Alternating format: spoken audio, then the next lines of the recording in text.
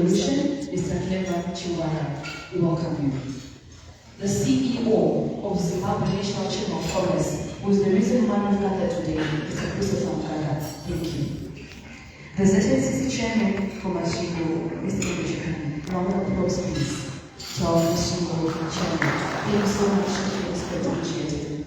I would also like to welcome the business community and allow me to mention the following Enrichers Group Chairman, Mr. Graham Richards Chebere. Thank you so much for coming around this day. Byword Managing Director, Mr. Stanley Kondomwe. Thank you very much for your contribution to Masvingo Society. Econet Regional Manager, Mr. Kuzai Maua. Thank you very much for your presence today, sir. Great Zimbabwe Realtors Regional Manager, Mr. Edmo Chigonga. Thank you so much for being with us. The Reformed Church General Secretary, Reverend Masimba. We thank you for your presence. And Masvingo General Hospital Medical Superintendent Dr. Zulu. And to all our guests who are here present, thank you very much for coming. Over to you, Professor Kasese. Thank you so much, Opa. Ladies and gentlemen, our esteemed citizens of Masvingo, once again, good morning. And welcome to this pivotal gathering for our monetary policy statement and structured currency review breakfast meeting. Today marks a significant moment as we come together to discuss and analyze the critical factors shaping our economic landscape. Honorable Mr. Sen, in this room, we've gathered some of the brightest minds and most influential voices in our financial, academic, and business community. Their presence here today underscores the importance of this topic at hand and reflects our collective commitment to fostering economic growth and stability. I'm confident that through our collective expertise, innovative thinking, and constructive dialogue, we'll emerge from this meeting with a clearer understanding of the challenges and opportunities before us, and with actionable strategies to navigate the ever-evolving growth landscape. Once again, welcome to this important gathering. Let us make the most of this opportunity to chart a course towards a more prosperous and resilient future. At this juncture, I'm ready to call upon Dr. Mazakabamba, once more again, our Prime Secretary in the office of our Minister, to come and introduce to us our Minister. Thank you. Let's put our hands together. Thank you so much, Directors of Ceremonies, Honorable Minister of State for Provincial Affairs and Devolution, Comrade Ezra Ruai Chadzamira, our Reserve Bank of Zimbabwe, Governor Dr. John Mushayavanhu. Congratulations are in order.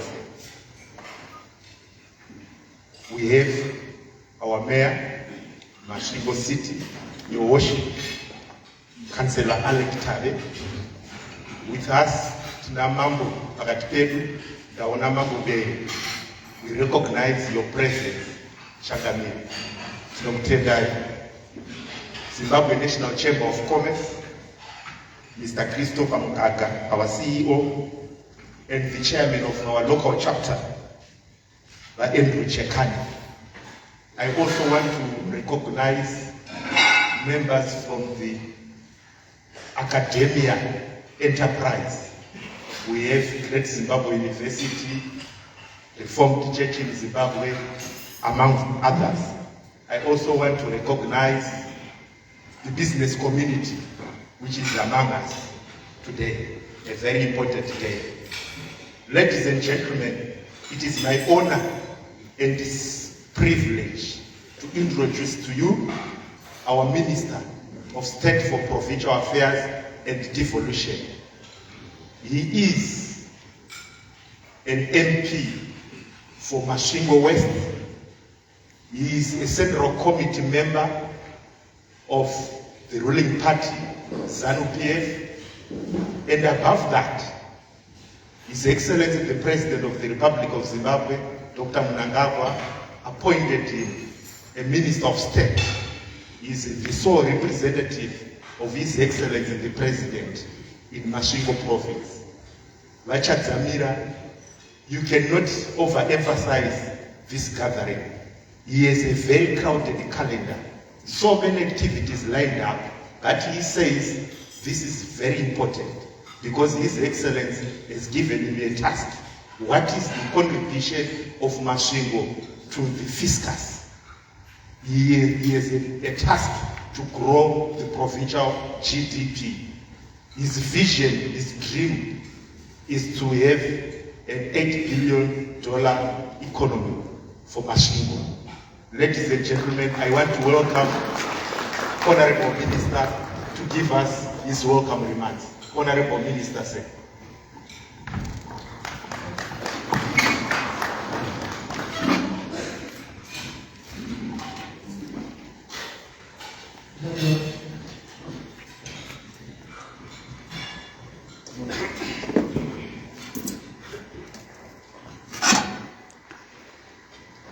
Thank you very much, the Provincial Secretary for Provincial Affairs and Devolution, Dr. Masvingo, the Director of Ceremonies,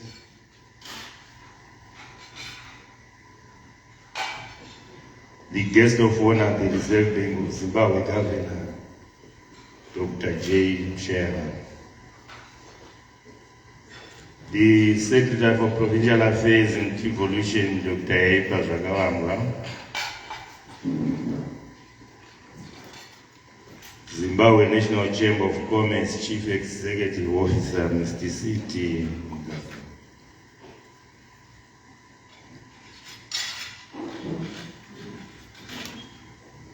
Professor T. Saungweme, Zimbabwe University Economics and Finance Department. Ms. B. Machauda, Ibn Adwe and Wedu Ambassador,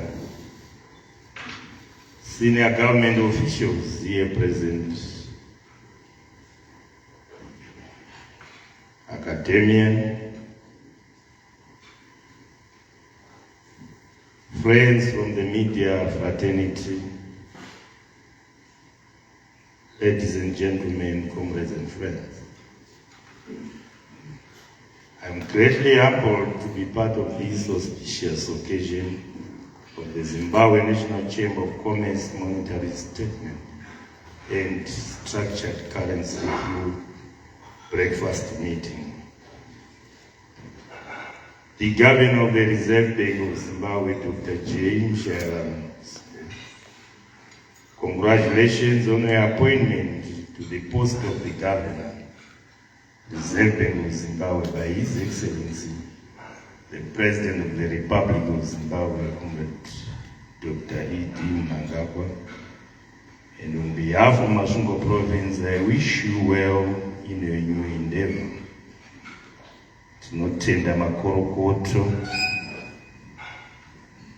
Masvingo yakakomborekwa. Governor, allow me to extend my heartfelt welcome to you and all your esteemed delegates to Masvingo Province.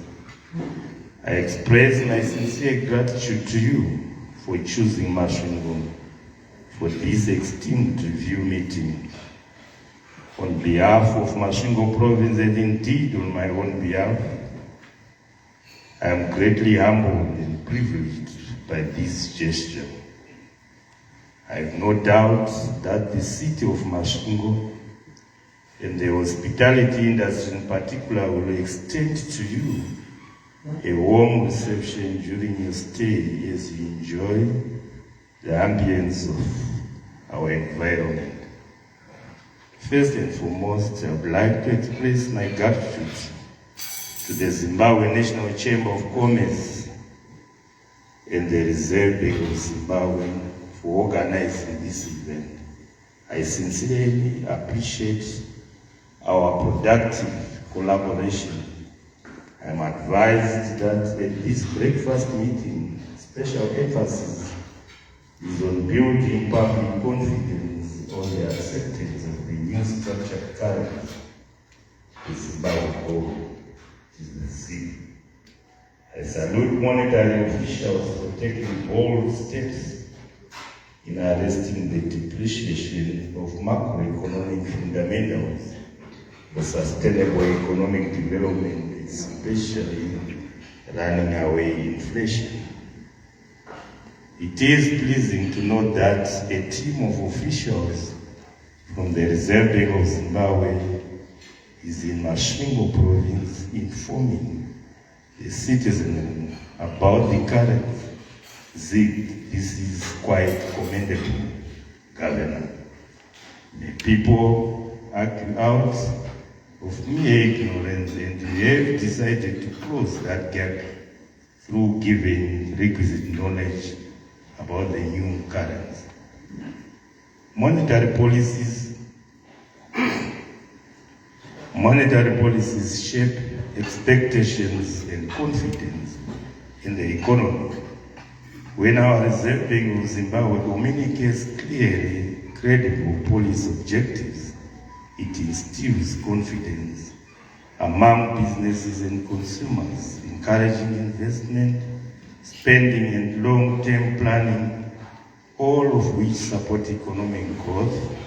Our endeavors is advocated firstly in the Transitional Stabilization Program, and secondly through the National Development Strategy 1, the NDS1, and through our localized provincial economic development plans.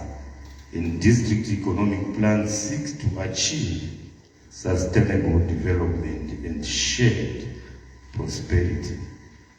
Today marks a significant juncture in our journey towards economic stability and prosperity envisioned in our Vision 2030, empowered and prosperous upper income society by 2030. As we convene to assess our monetary policies and currency reforms, we reorganize the critical importance of these mechanisms in steering our economy through the complexities of global markets and domestic challenges. As a province, we strive to achieve a $8 billion economy by 2030. Hence, the discussion today augurs well with the provincial aspirations. This objective can only be achieved if we start to sweat our abundant water bodies, which hold over 54% of national impounded water. We seek to develop over 70,000 new irrigation hectares by 2030. To that effect, we have prepared a provincial investment prospectus for general investment worth $1.8 billion, which we distributed at the first ended Diaspora Investment Conference and the 2024 Zimbabwe International Trade Fair. In it are bankable projects where pre-feasibility studies were done, including project economics highlights.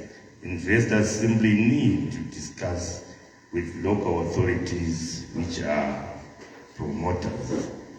The country's monetary policy framework serves as the cornerstone of our economic stability, guiding us through times of turbulence and facilitating growth in periods of prosperity. It is a testimony to our commitment to fostering an environment conducive to sustainable development and shared prosperity.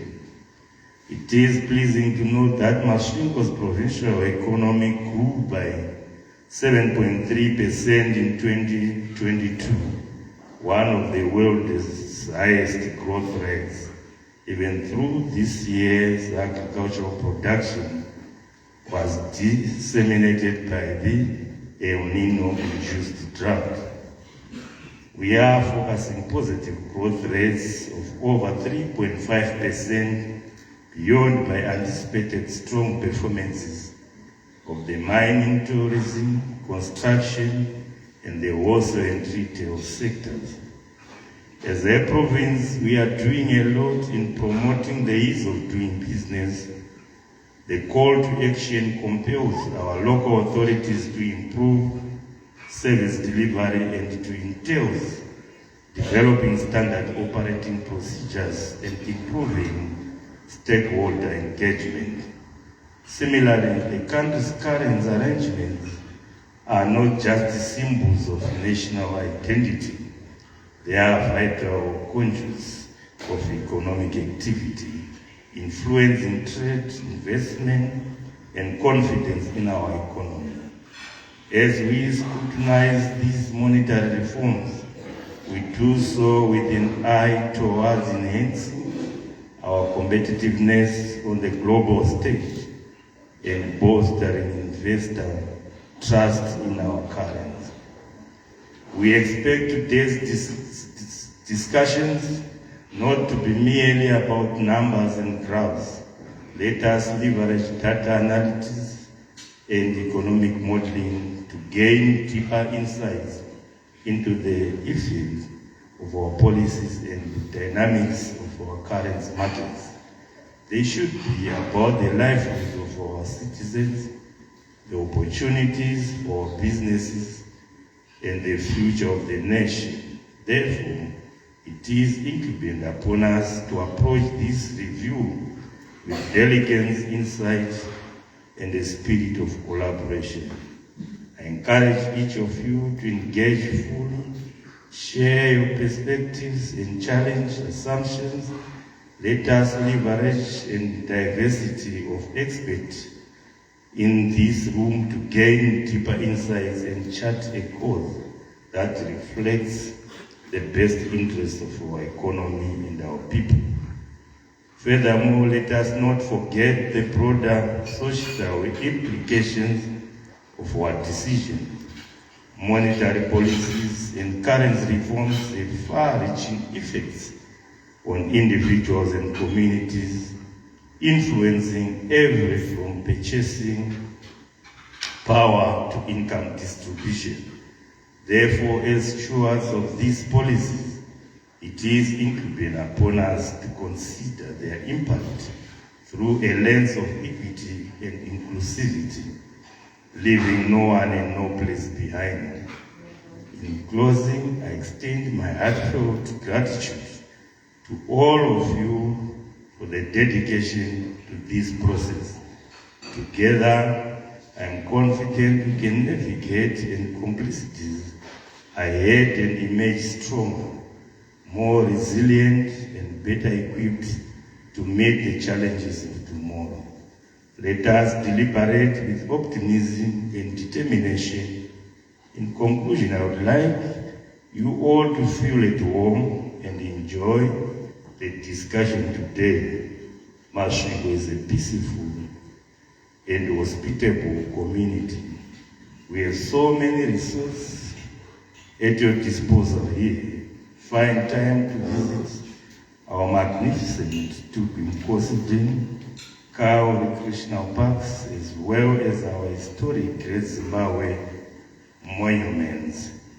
Once again, I would like to extend my heartfelt gratitude to each and every one of you for being here today. By sharing knowledge, we can unleash the full potential of devolution and work towards a brighter future for our nation. I thank you, Siyabonga, Ikesile, Tinotenda. Let's put our hands once more together for our minister as he takes his seat. Let's continue with our hands while he takes his seat.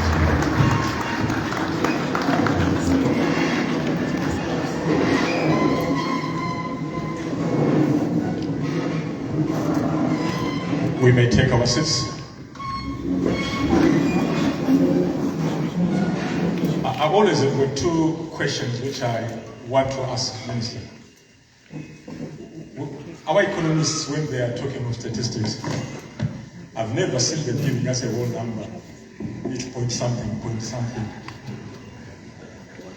I'm just wondering, I've never seen the whole number like 3%, 4%, it's 4.1, 4.2, 4.something. It's just a mystery to me. for all the colleagues who are gathered here, I'm not going to summarize his speech.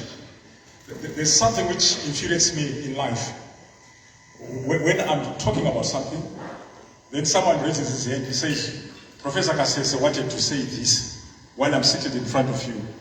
If you've got any questions which you want to ask, our minister is ready to answer those questions. I'm not going to repeat his statement. Let's put our hands together for such a wonderful vision which you have.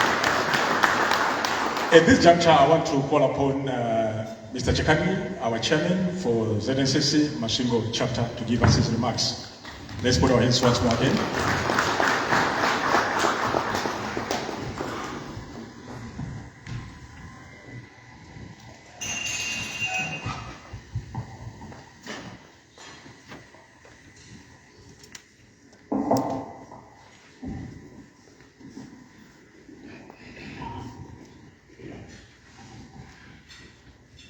Good morning, distinguished guests. Good morning. Good morning. That's good.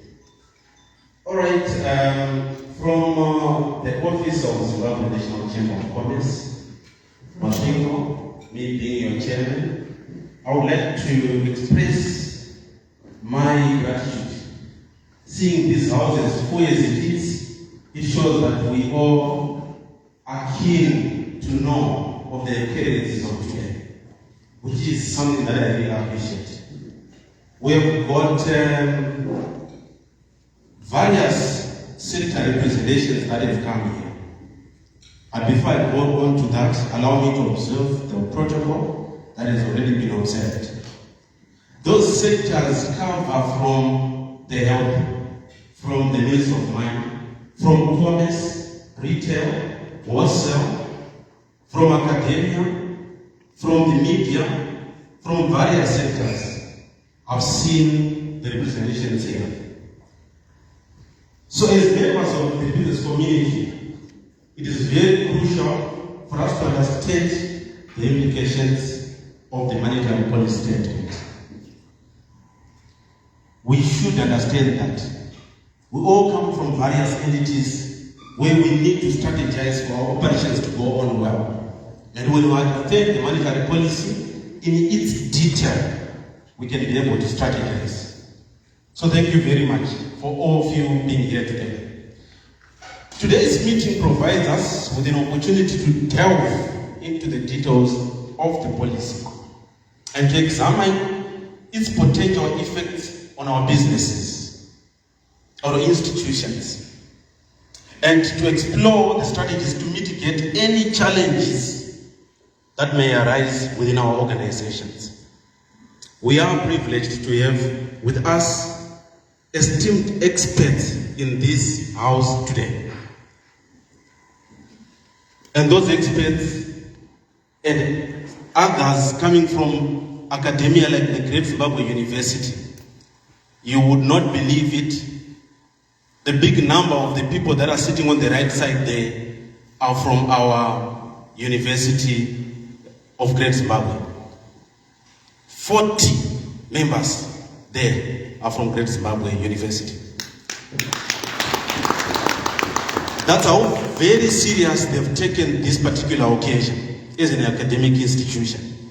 They have partnered Zimbabwe National Chamber of Commerce for us to run this particular event of the day. So we really thank you, Great Zimbabwe University. We all have our own views and comments on the newly introduced structured currency as the Masvingo community, and I am excited that we've embraced it as the business community by coming here today. As ZNCC, we continue to facilitate stakeholder engagements like this one. So we do have members, but not members enough for us to be able to have so many of such very important events. Therefore, I say to you, please locate us, come and be members for us to continue to have such very important events like this one. Our mandate is to enhance business development as ZNCC, to connect key businesses to one another, the B2B engagements. That's our mandate as ZNCC. We also help you to develop your entity and to lobby on your behalf. We go on your behalf to policymakers, to the parliament, to the councils. I think you have seen some of them out here, which means it becomes easier for us to do the facilitation. As key stakeholders in Masvingo, we have areas that need clarity on, aspects that we need to be guided on. Some of them I think we've been communicating on our behalf, in our circles, be it social circles, but today it's very important as Masvingo business community. We have the RBZ Governor Dr. Mushayavanhu with us. So those talks which we could have been doing within our own circles, we can direct them after we've had his presentation as well. So let me express my great appreciation to the other sponsors that have sponsored for this event to go on. And these sponsors are Great Zimbabwe Realtors. We really thank you. We also thank Bioweb Motors. Thank you for sponsoring. We thank you very much. We really appreciate that. There are quite a number of all these stakeholders that are here who have actually contributed, but those are our key sponsors. We would like also to thank and appreciate the Urban Lifestyle. They are a key sponsor as well of this venue. We really appreciate that. Our important sponsors, GZR, Bioweb, and Econet. Without leaving you, Econet, thank you, Mr. Maua. We really appreciate your taking part. You have always been doing it in our events, and we appreciate it. We appreciate the way you always ensure that you walk all the way with us as RMCC. Governor, we have in here representatives, sir, from various sectors like I've indicated, sir. They have come today, this morning, for this event, and we really appreciate you being here as early as you could today to be with us on this event here. The media houses, ZBC is covering today. We've got all our local media houses with us. We thank you, Masvingo Mirror, Midweek, Telsim, Masvingo Star, Great Zimbabwe Campus Radio. They're all here today, and more other ones that I've not mentioned. We look forward to your coverage of this event. We thank you very much for that. So once again, in closing, I say to you all, feel very much relaxed and let's embrace the day's proceedings. We look forward to fruitful and insightful discussions. Thank you. A round of applause to Mr. Shekani. A big one, please, as he walks off the podium. Thank you very much, Mr. Shekani, Chairman of ZNCC in Masvingo, Honorable Minister Chadzamira, our Governor Dr. Mushayavanhu, and our CEO for ZNCC, and the Mayor, and from the Great Zimbabwe Investor Academy. I would like to report that this house is well represented. When we're not present, we did a meet and greet, and realized that this whole side on my right, there are doctors and professors. It really feels, embarrassing. We can also tell any title. But this is how committed they are. Thank you so much to all the doctors and professors. And then on this side, on my left, we have CEOs, we have directors, we have owners of companies, those that make the commercial institution of Masvingo. So Governor, Masvingo is really ready. And the objective of of this day is building confidence in the ZIG, the new currency. Thank you so much, everyone, for coming. A round of applause again. Thank you very much. And on this point, allow me to release our Honorable Minister, Chadzamira. He's got a commitment. He's just going to leave in a few moments and come back again. But the directors of all the departments will be here throughout the session. Will you all rise? As we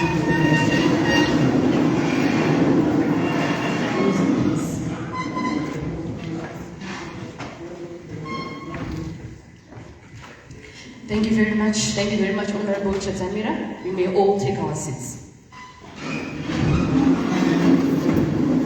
Thank you very much, Mr. Shekani, for the wonderful speech. As we move forward with our program, allow me right now to call upon the CEO of Zimbabwe National Chamber of Commerce. In French we say, the raison d'être, the reason to be, is helped us as Masvingo province to unpack, to have the confidence in the new currency. I know you all have the questions, and please write them down. I know you are all, your hearts are full. So thank you very much, CEO, Mr. Christopher Mgaba, as I call you, to come forward and give us your presentation as we move along the objective of building confidence in the new currency and enhance business development in Masvingo. A round of applause for Mr. Christopher Mgaba.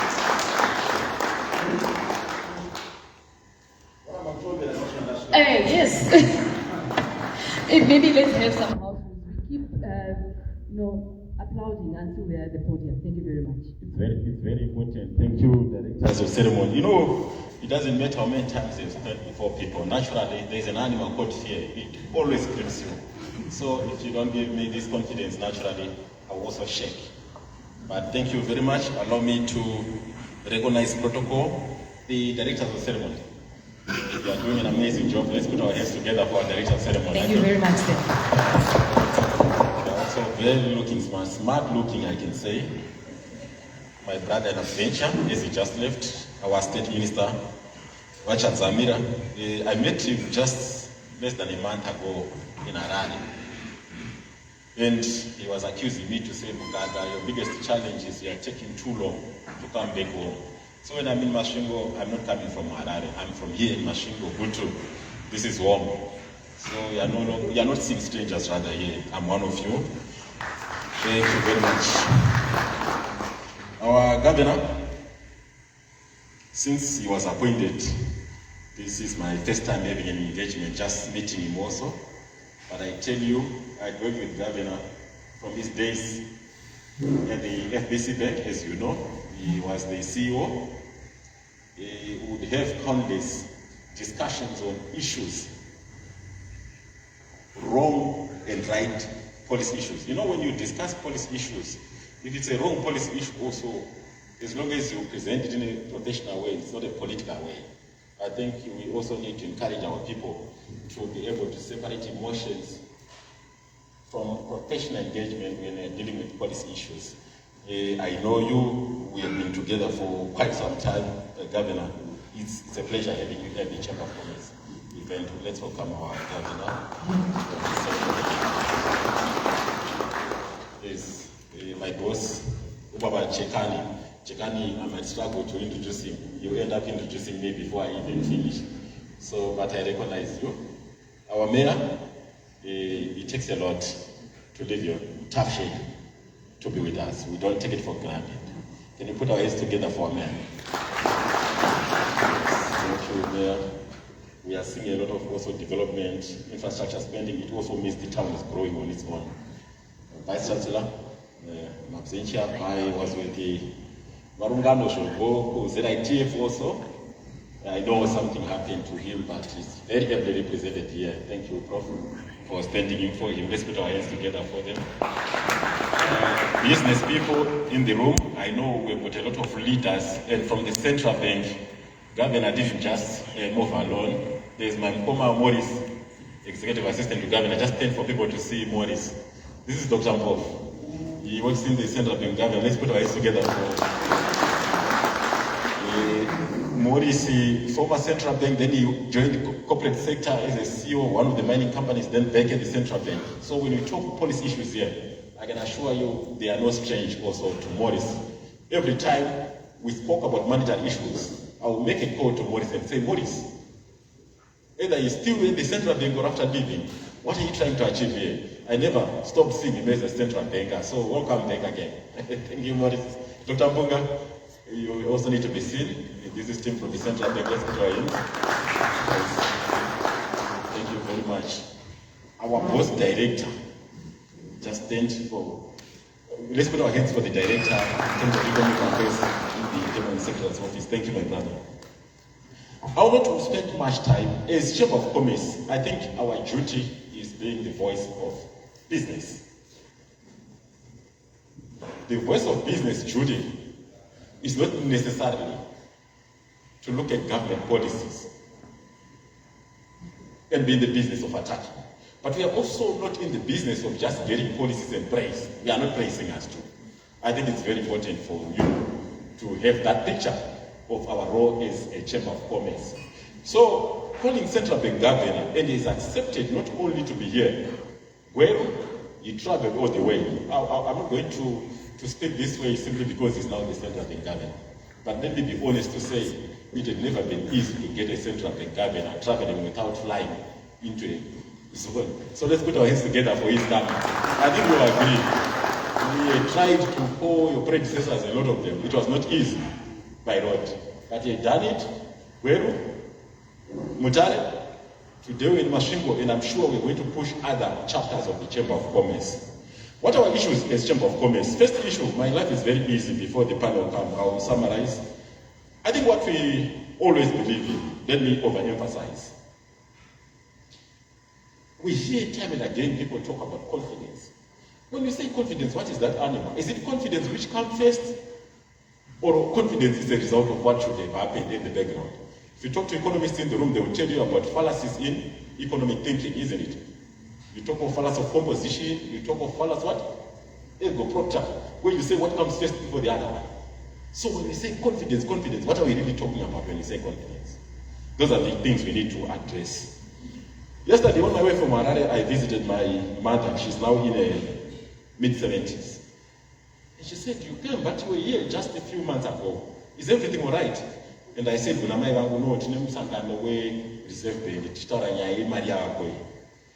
the question she asked me, Governor, I think is that question on the mouth of every citizen in this country.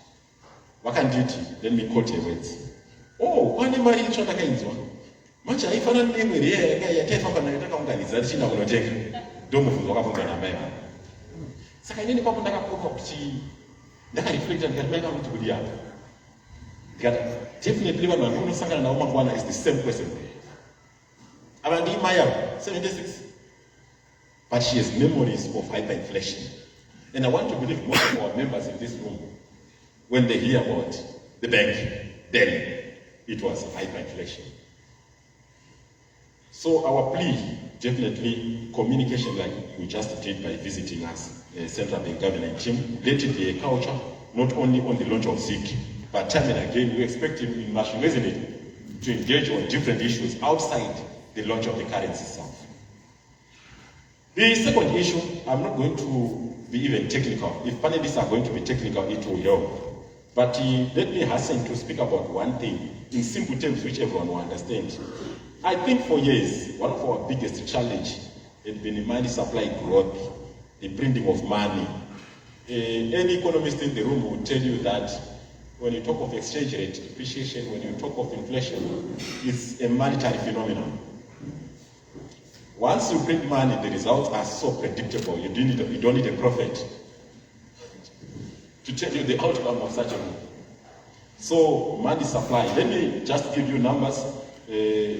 Someone will say, what is he trying to say here? These numbers, I want to believe they will also somehow tally with what we have officially.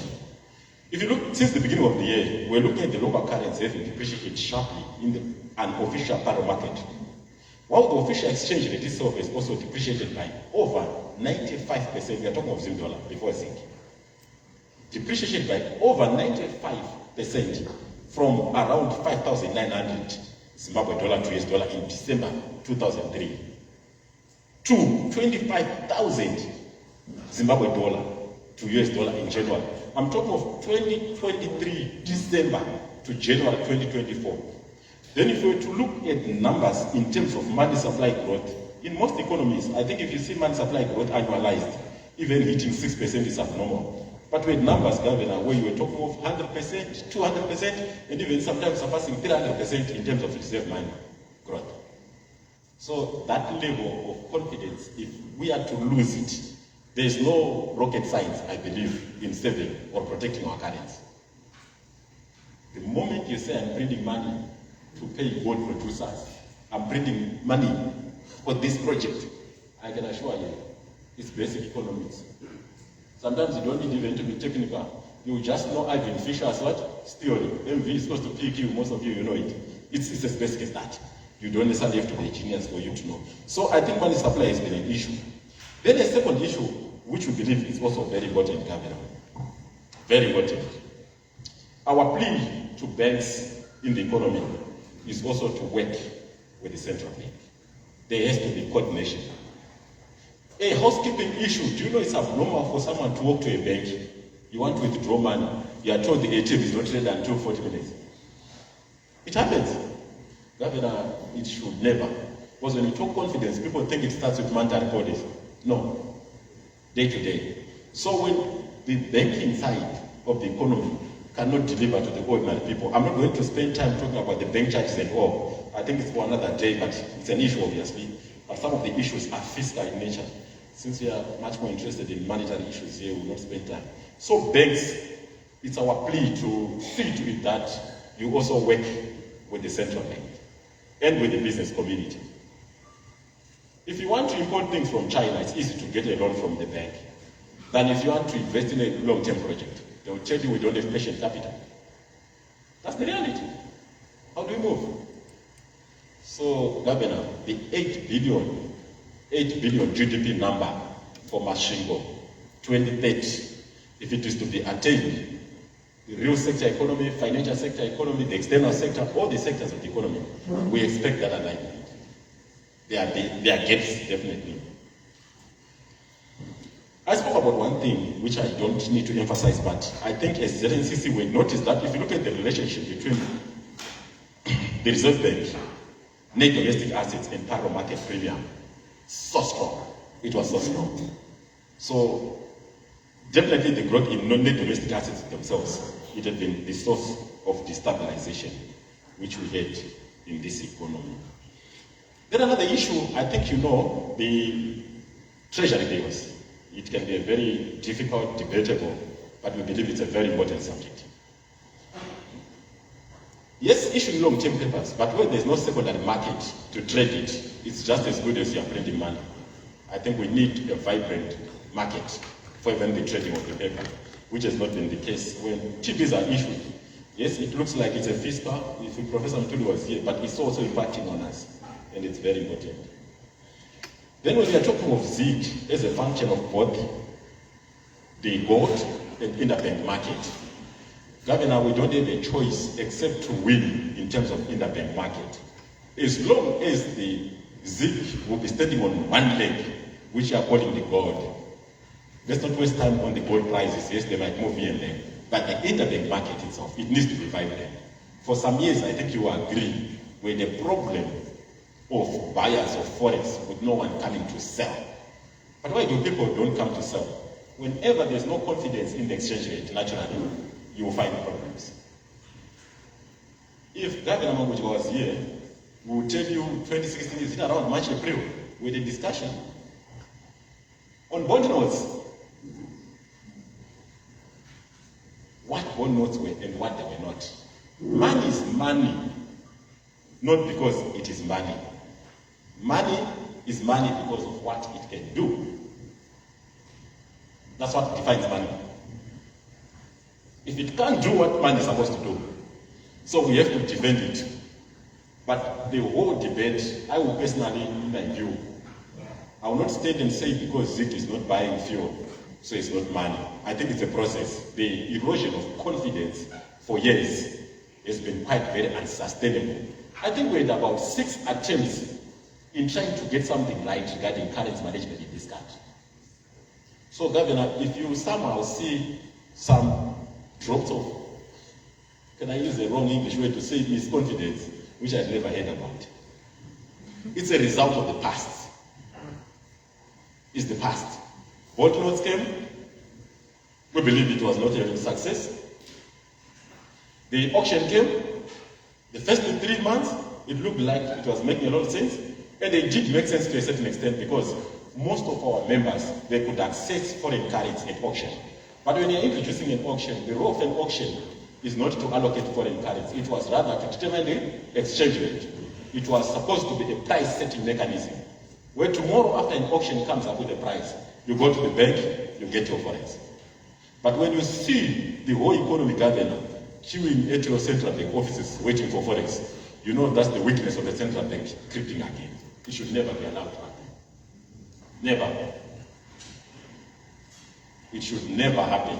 Once everyone in this room thinks I will make a beeline to go to the Reserve Bank to get forex, the Reserve Bank has already failed on its duties. It is the regulator.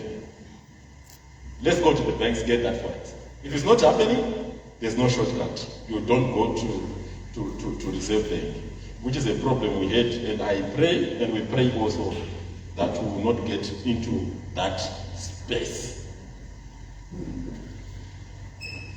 Another issue, I think, is Zimbabwe National Chamber of Commerce, we had a challenge with, when we say challenge with our members, we do snap surveys time and again, listening to what our members will be saying. Whenever you are managing even a currency, let's try to avoid using what we call delegated pieces of legislation, statutory instruments. You don't legislate against the currency stability. Put the fundamentals in shape. And the risk of using statutory instruments also, you start losing confidence from the legislature side. How? Because sometimes when you introduce an SI, before even the Parliamentary Portfolio Committee on legal issues sit to analyze it, the SI is already out. World over, if you are to see how currents operate, let's have a clear direction. At one point I was scratching my head, Governor, and saying, but why did we allow the amount currency to operate? Why not just say we are using Zim dollar, full stop, and see how it goes? This is not a certain CC position. Because I'm holding the mic, I'm trying to abuse it by just thinking. But because sometimes the risk of pairing your currency with a reserve currency like US dollar, which you know is just as good as any reserve currency. Since 2009, 2018, after in courts when we de-dollarized, economists will know financial dollarization remained. If you look at property prices and everything, they were still priced in US dollar. And for you to exit such a market, it takes a lot. So we are pairing the ZIG against the US dollar, where today we are sitting at 80, from other sources 85 US dollar, yes? But it will take a lot of effort, no matter how right we are doing things. This is the US dollar we are dealing with. And for someone who has been exposed to US dollar, to wake up and just think it will compete overnight, it will take a lot. But it will also take, contrary to the SIs I said, Banking Act, and also the policy of the government. Can you have a clear position on the currency we are using? It's very difficult to have a multi-currency and avoid arbitration, speculation, naturally. No matter how we try to avoid it, we have to put up with it. So we have to guard against that. But like I said, I was thinking one day just pushing away and saying we are starting using ZIG. And let's see how it goes. It's a legal tender. Let it work that way. But once it competes, even the rand, in its stability, it failed to compete against the US dollar in this economy. For most of you, you're already grown up. 2009, you know, the currency portfolio or mix in this economy, it was almost 45, 55 rands and US dollars. But the rand could not sustain it, whatever dynamics pushed it. So we have to look at it. Let's not use calendar dates to decide when to exit the currency regime. Yes, the president, through piece of legislation, spoke about 2030. But if ever we make a mistake and say we are going to walk this road until 2030, it will be a challenge. It will be a challenge. And lastly, it's also my plea to people in the room, business community. This is the only Zimbabwe we have. Jokes can come, things can happen, but you know, no matter how smart you think you are, you move out of Zimbabwe, you try to be addressed then as an expert. The first question will be, if you're an expert, what are you failing to do with your currency? So let's fight to defend that currency as Zimbabweans. It's unsustainable. That's why if you travel to Dubai, you travel even to Egypt or any part of the world, you're so tempted to buy something even on duty-free because you're comparing prices every day. The US dollar economy is difficult to survive. 2009, it appeared we survived. But if you look at the economy, possibly the only cylinder which was firing in 2009 was mining. The economy overall was not performing that good. If you look at our numbers, even from Chamber of Commerce. So the bigger picture, even before 2030 governor, should be how do we exit the use of the hard currency called US dollar. As long as it's still in circulation, and someone thinks miraculously the ZIG will dominate and become 90%, I'm not sure how possible it will. But let's all work hard, work well, and be sincere in making sure that we support the central bank. Our duty is not to oppose you. Just last month, I'll tell you, we worked even with the highest office president, received a call from the president himself, and said, but you guys, we hear your views, sometimes you oppose, sometimes it seems like you're aligned. Do something, bring us on board. And we spoke, we submitted. Someone was asking why we are no longer as loud as we are. It's because we are fighting each other every day. But as I conclude, we are the voice of business. When policies are going wrong, I can assure you, we will speak out. But we don't speak out as politicians because we don't wear any political jacket. If there are politicians in the room, we are not part of you. We are just business people. May the Lord bless you all. Thank you very much. Let's continue putting our hands together as Mr. Mgaga takes his seat.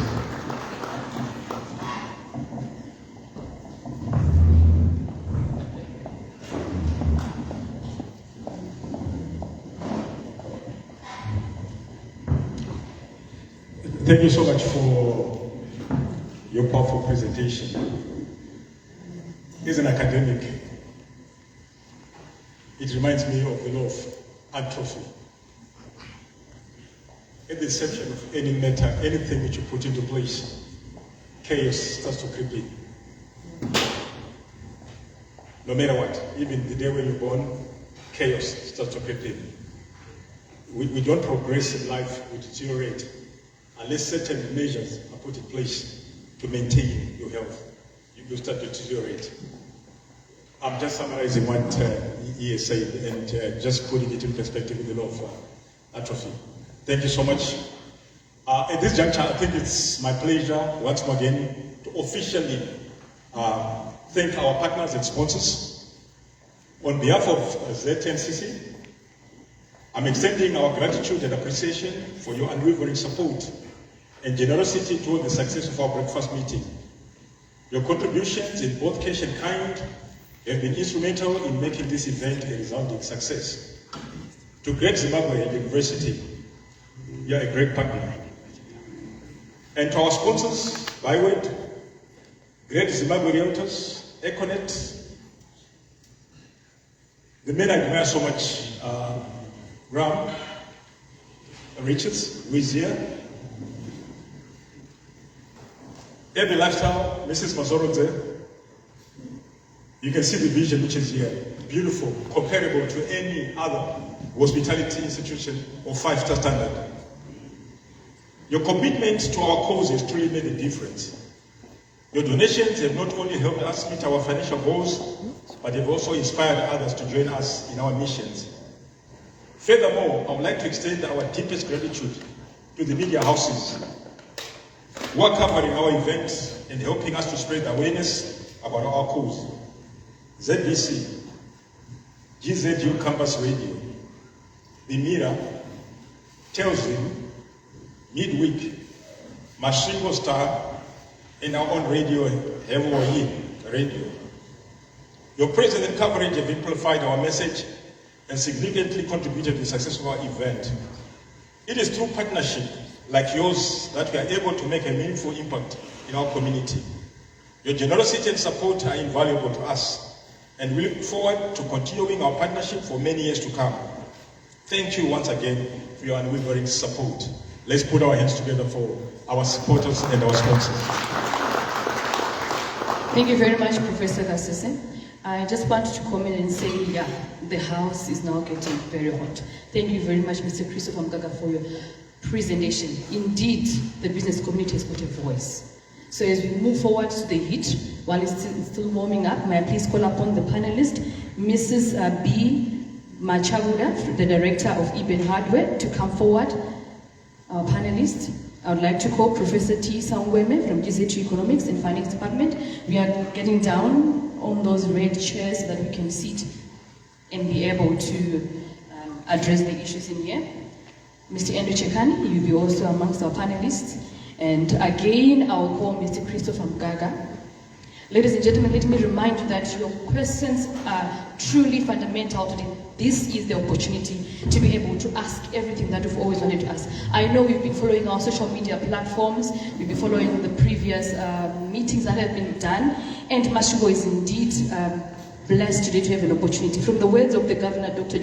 saying, if you go to South Africa, you won't even know the name of the governor for the Reserve Bank. So this is the last opportunity, or maybe the last year we've got him to come down to address us.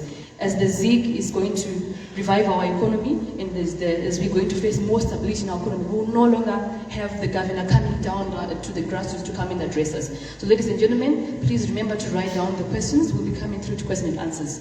I think our panelists are ready to give us their presentations. And maybe in no order, I'll have to start with you, madam, from Mrs. B. Machawura from Eben Padway. Thank you.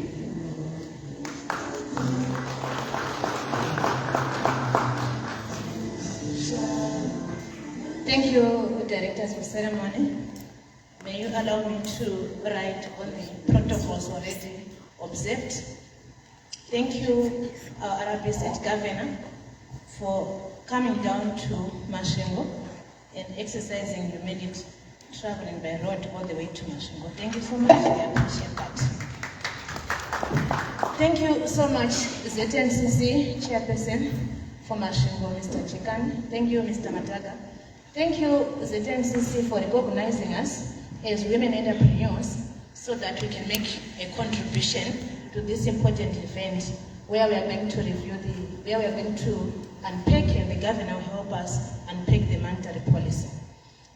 As we do, or as women entrepreneurs, we are representing all women entrepreneurs.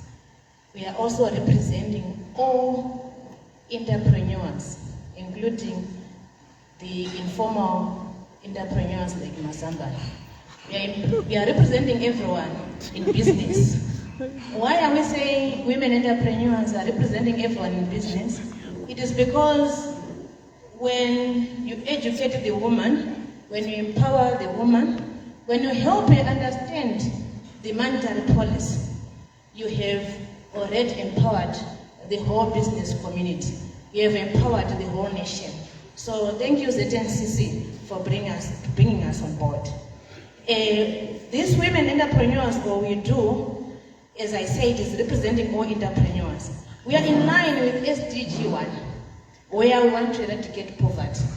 Because we are saying, as women entrepreneurs, we are empowering the woman and the girl child, the over 4 billion women in the world, bringing them out of poverty through entrepreneurship. So when we understand this monetary policy as business people, it will help us to operate better in our businesses and indeed eradicate poverty. We understand that the monetary policy will succeed if the foreign currency reserves can be increased through exports, through manufacturing, through producing. And we are saying, please RBZ, support the she exporter. When you support the she exporter, we are confident that this policy will be a success. We have concerns, yes, as business people, like what Mr. Mataga has highlighted earlier on, that there's need for confidence. And I'm saying there's need for confidence building. I've heard the word building confidence, which means confidence has to be built. You need to build trust, and trust is aimed.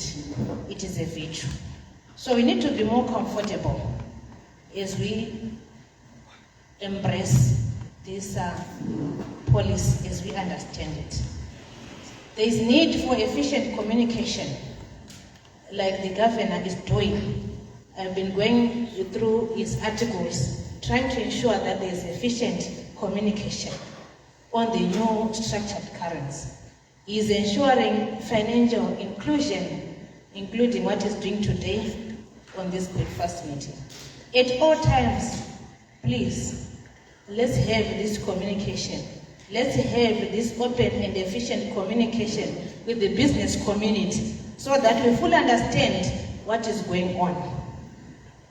We have mentioned it before, and Mr. Mataga has also mentioned, any growth in the reserve money is fully covered by reserves in the form of gold, in the form of precious minerals and foreign currency, as well as balance in the RBZ Nostro account. But like we mentioned before, Dr. Mushayavanhu, have you given us, are you going to give us, as entrepreneurs, are you giving us a chance of hope? Are we not going back to what we're facing, like what Ubia Mataga mentioned? This is our concerns as business people. Concerns on lack of trust, concerns on discomfort, concerns on lack of confidence. Is it a masterstroke, so to say? Are you going to give us hope? Are we going to be ready for a shift in the economic gears? What's next when it comes to inflation and growth?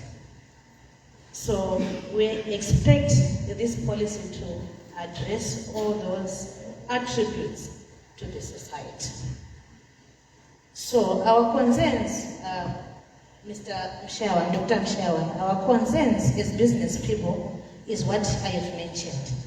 We really need to build confidence. We need to understand the value of this ZIG, the Zimbabwe gold. So the main objective should be, as business people, our main objective is we want to grow the economy. We want economic growth. We want to maintain economic stability. We want inflation to be controlled.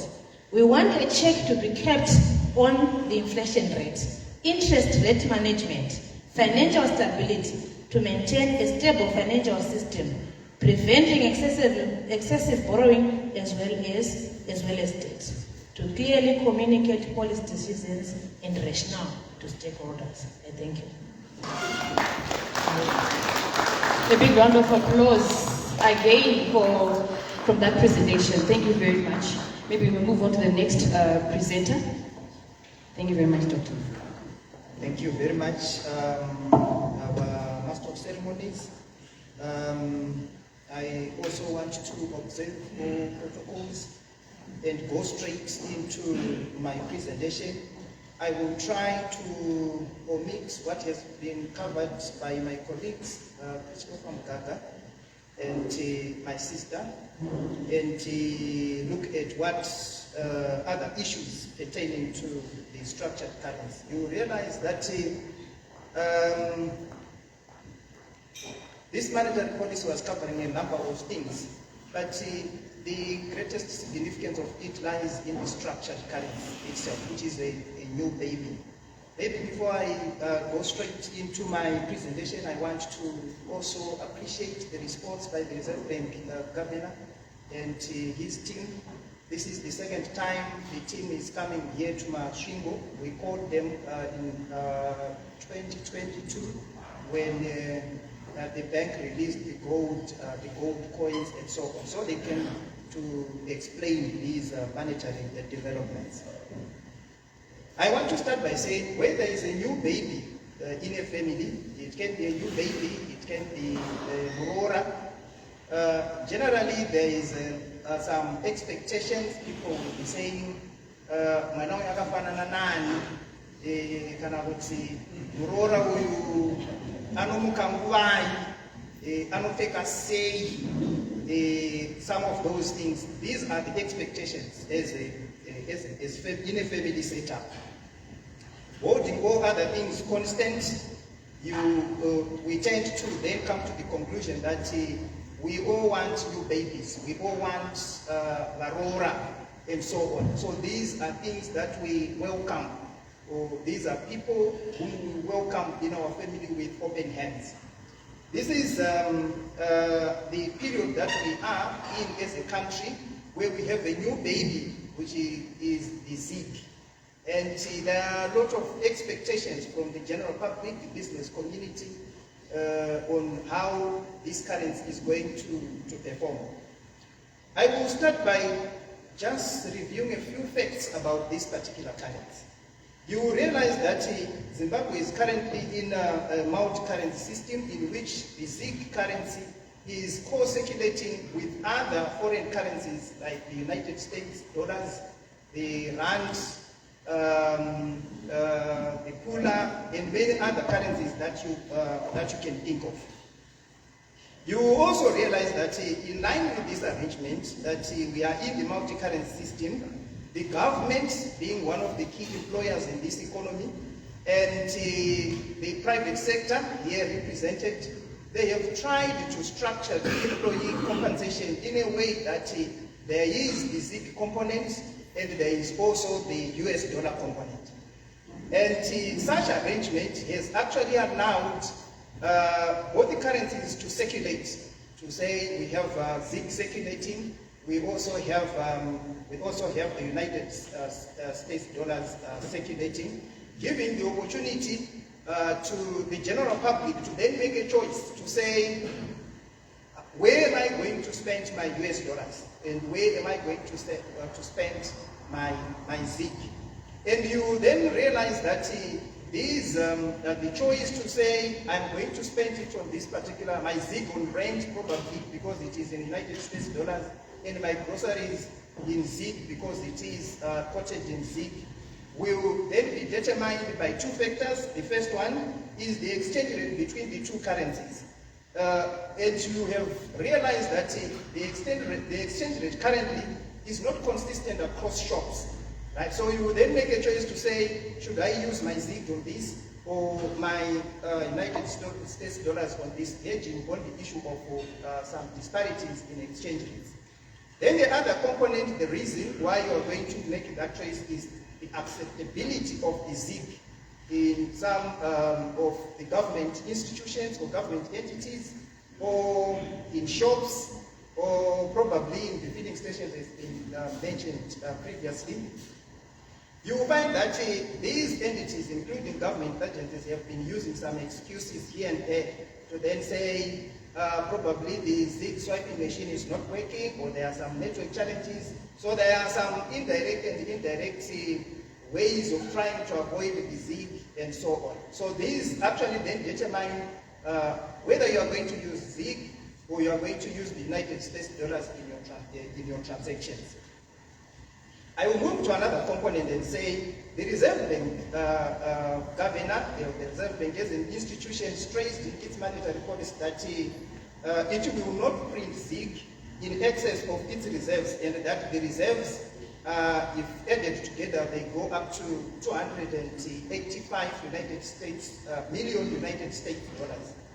And that with the USD 90 million worth of ZIG currently in circulation, whether it's already circulating or part of it is circulating, you will realize that there is a 3 times cover for the local currency, which in simple terms we can actually say that the Reserve Bank has excess liquidity, or it is an easy thing for it to just buy the ZIG, because this is just 90 vis-a-vis 285 million United States dollars. So the worry then is, are there any concerns if 90 is just a fraction of $285? Yes, there are some concerns. So I will quickly go into some of the concerns that are being raised. The first one is that is the central bank going to maintain the 3 times cover, or it is going to flex its printing muscles as long as it is within the USD 285 million United States dollars.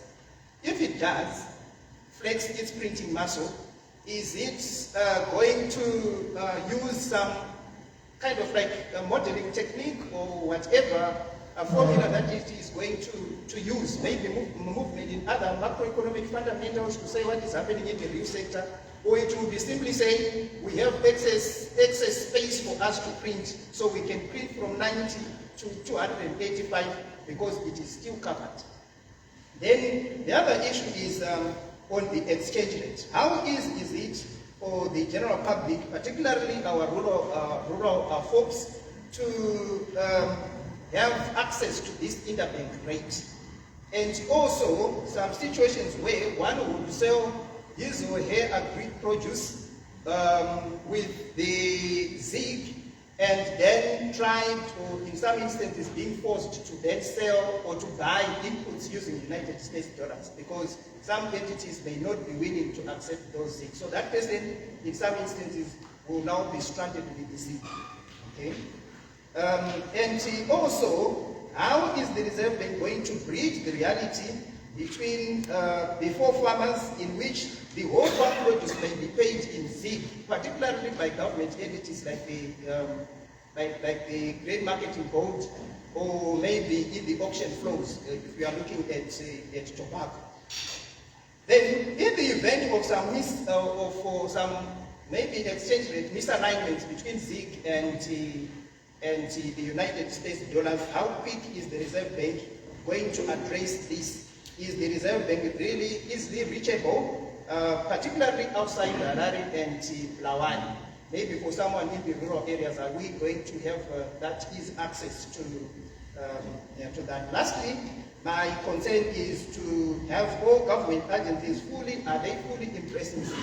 The reason may be that these, maybe the private sector, we will be forced one way or the other to accept ZIG, because there is an element of paying taxes in ZIG, which is coming in June. But for government entities, that is not applicable.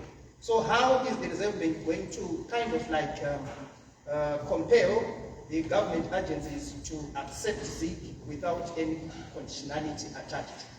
Lastly, you may be expecting my view on ZIG to then say, what is your view on ZIG as a professor? I would say ZIG is a good currency, let's embrace it. Its success lies in us, the Zimbabweans, to support it for a better Zimbabwe that we all need. Thank you. A round of applause to Professor Tangwa. ZIG is our currency, and it is upon us as the business sector, as the academia, to embrace it. Thank you so much. Our panelists, I would ask you to remain seated there as I ask Professor Kasese to usher us in the next program.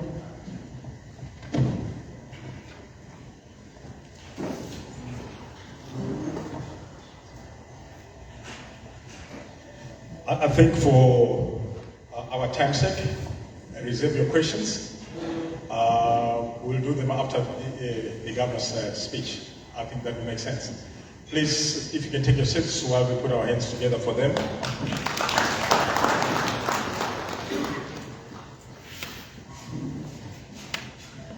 Let's put our hands together as they take their seats.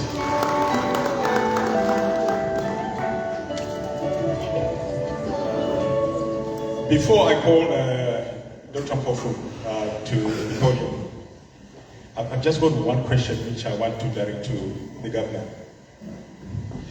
Whose signature is on the ZIG?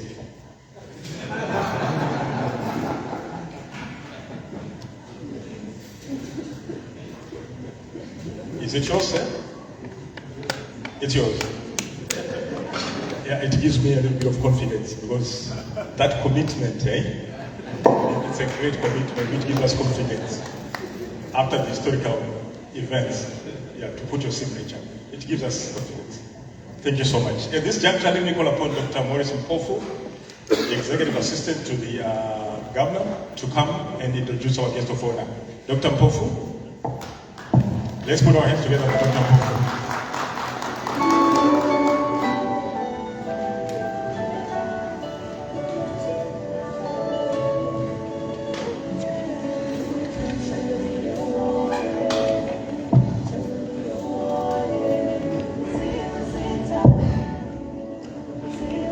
Thank you, Directors of Ceremony, and good morning, Masvingo chapter of the ZNCC, the business community. I would like to thank you very much, Masvingo, for inviting the Reserve Bank Governor to this event, which is very important to the Reserve Bank to meet business community like this, because for every policy that you announce, you would want to get the feeling and sentiments and perceptions from the market.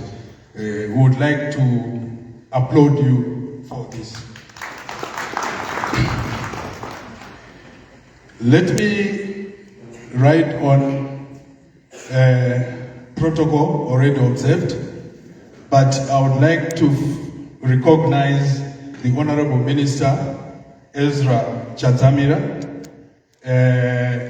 for gracing this occasion, and the RBZ Governor who is here with us, whom I'm going to introduce shortly, and the great Zimbabwe Vice Chancellor, Professor Rungano Zobo, the Secretary of Provincial Affairs and Devolution, Mr. Pazhakawamboa, His Worship the Mayor, Councillor Alex Tave, the Director for Economics, Provincial Affairs and Devolution, Clever Chingwara, ZNCC CEO, Mr. Christopher Mugaga, would always talk against each other, economics and business. ZNCC Chairman, Mr. Andrew Chekani, and the business community at large, invited guests. Allow me to introduce the governor, but first and foremost, let me say a bit about our new governor at the Reserve Bank of Zimbabwe. The governor has had 35 days in the bank, 35 days to be precise. The governor's priority focus when he came to the bank has been to restore policy credibility in the bank, especially policy credibility of the central bank itself, to try and build market confidence and trust. I heard from the previous speakers here talking about market confidence, trust, and credibility. That is those are very important attributes for a central bank, and it has been the priority focus of our new governor. The governor's strategic focal area has been centered on ensuring the restoration of currency and exchange rate stability, because those were the major problematic issues when the governor came in. To ensure that we achieve stability, which is what the MPS 2024 that gathers us here today is or intends to do. So in the first 35 days of taking office, the governor has taken bold steps to usher in a new era of effective monetary and financial management in the country through the Reserve Bank's activities. So the commitment, let me emphasize this point, the commitment to do things differently is manifested in the governor's desire to walk the talk, to do what is right the first time around, so that we earn the confidence and trust from the market. Someone said, confidence is not something that is just thrust upon you. You have to earn it. That is the priority focus of our new governor. And it is to earn the trust. Because the governor himself says in various, I think, roadshows that we have gone, that confidence is not legislated. It is earned. So that is the focus of the central bank. The governor, Dr. Mushayavanhu, has had 30 years of experience in the banking sector, having worked for Stanchart and FBC Bank. Recently, the purchase of Stanchart by FBC was the governor's last and greatest achievement at FBC. We need to clap and swear. He has come to the central bank carrying on his shoulders great achievements for the past 30 years. It is my greatest privilege and honor to introduce the governor of the Reserve Bank of Zimbabwe, Dr. John Mushayavanhu. Ladies and gentlemen, kindly join me in welcoming Dr. John Mushayavanhu to make his remarks and react to the interventions. Governor said.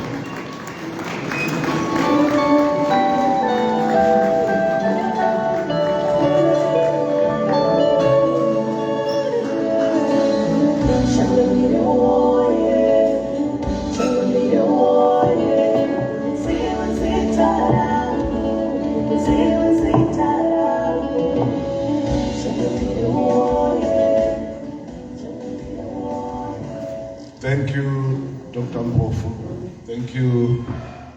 is it mistress of ceremonies? And thank you, Masvingo. You can be seated. Thank you for welcoming me to Masvingo. For me, it's homecoming because I'm one of you, born and bred in Gutu. So I'm happy to be home.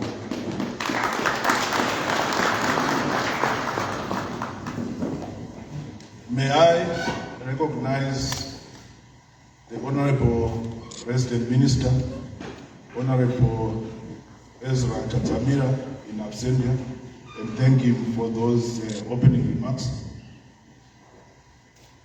May I also recognize Chief Bere Makadima Notenda Mawe.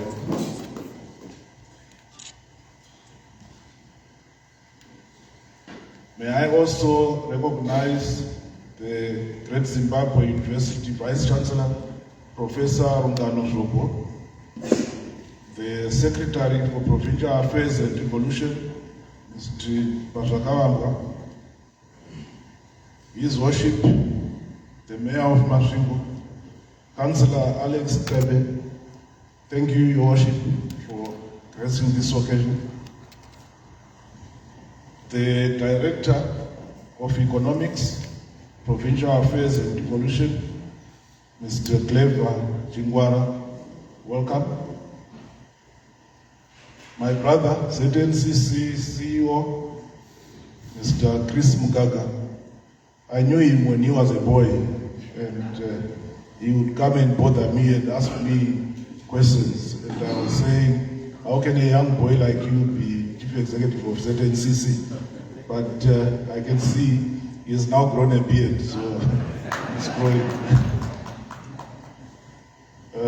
ZNCC Chairman, Masvingo Chapter, Mr. Andrew Chekani, business executives here present. I noticed we have from the N. Richards Group, Mr. Richards, from Byword, Mr. Kondongwe, from Econet, the Regional General Manager, Mr. Maua, from Great Zimbabwe Realtors, Mr. Chigonga, from my own church, the Reformed Church, Reverend Masimba, and from our hospital, Dr. Zulu, all protocol observed.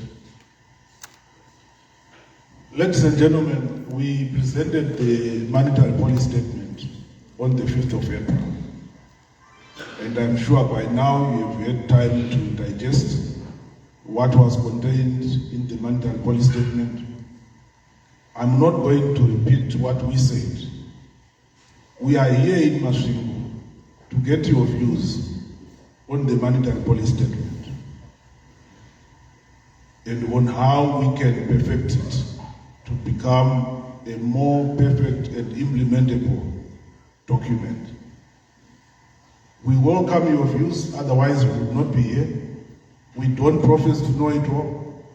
As the central bank, we believe in consultations, and this is one of those consultations. We have been to other places, Mutare, Gweru, Buluwayo, and now we are in Masvingo. I deliberately did not have a prepared speech because there is no way I could have anticipated what you were going to say. So I'm going to react to issues that have been raised by Mr. Mugaga and also by the panelists.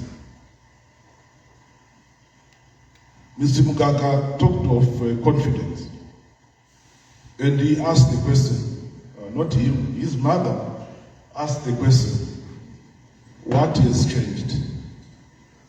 Are we not repeating the same things all over again, but just giving them different names? What has changed this time around is that we now have a currency which is fully backed by reserves. Reserves in the form of gold, reserves in the form of other precious metals, and reserves in the form of foreign currency that we have at the central bank in our account in New York. We were bold enough to call His Excellency the President on the 4th of April to come and inspect the vaults at the central bank for all to see the gold that is there. Granted, it's not a lot of gold when you compare with the gold that is in the vaults of the Bank of England and others, but that's where we are starting from. We are starting with 2.5 tons of gold worth 185 million US dollars. We are also starting with 100 million US dollars in our bank account versus 90 million plus or minus USD of ZIG currency in circulation. So we are more than 3 times covered. That should be a good start. And we have learned from the past that any further increase in the amount of ZIG in circulation has got to be met by a concomitant increase in the reserves that we have. The question is, how are we going to grow those reserves? First of all, His Excellency directed that from as far back as last year, any royalties that the mining companies are going to pay, be they lithium, platinum, gold, diamonds, you name it, will be paid in kind to the central bank and used to build up reserves for the central bank. This is how we build the 2.5 tons that we are talking about. Obviously, as the central bank, there is no way we can store platinum. We don't even know what it looks like. And the same applies to other metals like platinum and so forth. So when we get those, we convert them into cash, buy gold, and then build up our gold reserves. So that's how we are going to painstakingly build our reserves as we go forward. Also, further to that, the President also directed that when we buy foreign currency from exporters, you know that exporters are required to surrender 25% of their foreign exchange in exchange for ZIG. And we have said that ruling is not flexible, everyone is going to do it. Half of that money, we are selling it back into the market. The other half is split into two. 50% goes to government to meet government's commitments in foreign exchange, and the other 50% is used to build the reserves of the central bank. So you can see that over time, we are going to be building reserves. If you want to do some quick maths, just say, what were the total exports for last year? What is 25% of that number? What is 50% of that number? And then you will know the rate at which we will be growing reserves in foreign currency at the central bank.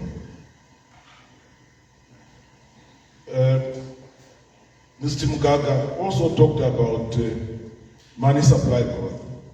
Yes, I've said in the past that if it was that easy that nations could just print currency and they become prosperous, we would all be rich nations. There would be no third world country. But it's not as easy as that. And we have learned our lesson in the past.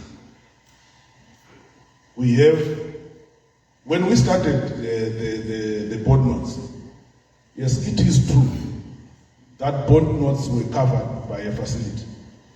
That is true. I have heard people say we are being told lies all over again. It is true that that facility was there. But that facility was for a finite amount. And over time, we allowed money supply to grow beyond that cover. And then we had the problems that we had in terms of inflation, currency, instability, and so forth. So, why are we saying this time around we will not do it? And this is why we are saying we have to walk the talk. We are going to make sure that every year the reserves that we have in the central bank in the form of gold, in the form of US dollar balances, are audited and the results will be made public. Over and above that, we are currently on a daily basis monitoring the movement in amount of money in circulation, all the parameters that we mentioned in the monetary policy statement. We have introduced what we call the governor's daily dashboard. Without fail, at 4 p.m. every day, I'll get all these things coming through. This is the amount of money in circulation. This is what banks have created by way of loans and overdrafts. This is the amount that we have in reserves, and therefore we are covered to that extent. This is what has happened to the exchange rate and so forth. And if anything is moving in the wrong direction, we quickly act to make sure that it is corrected.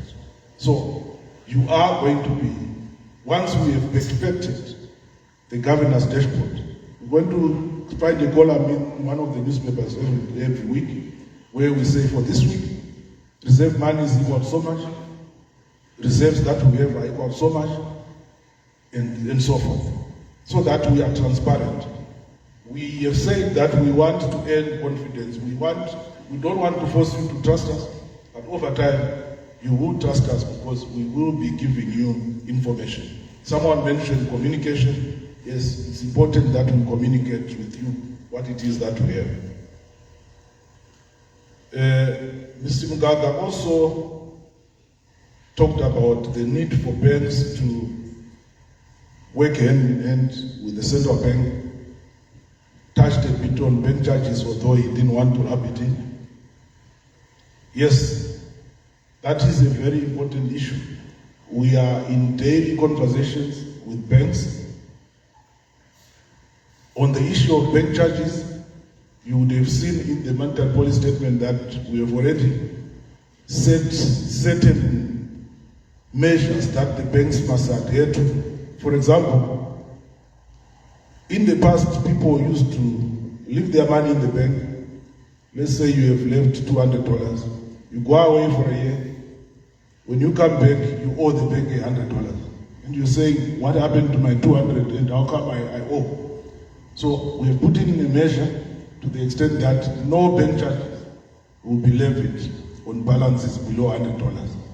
Not only that, people were saying, what's the point of banking when I'm not getting any interest?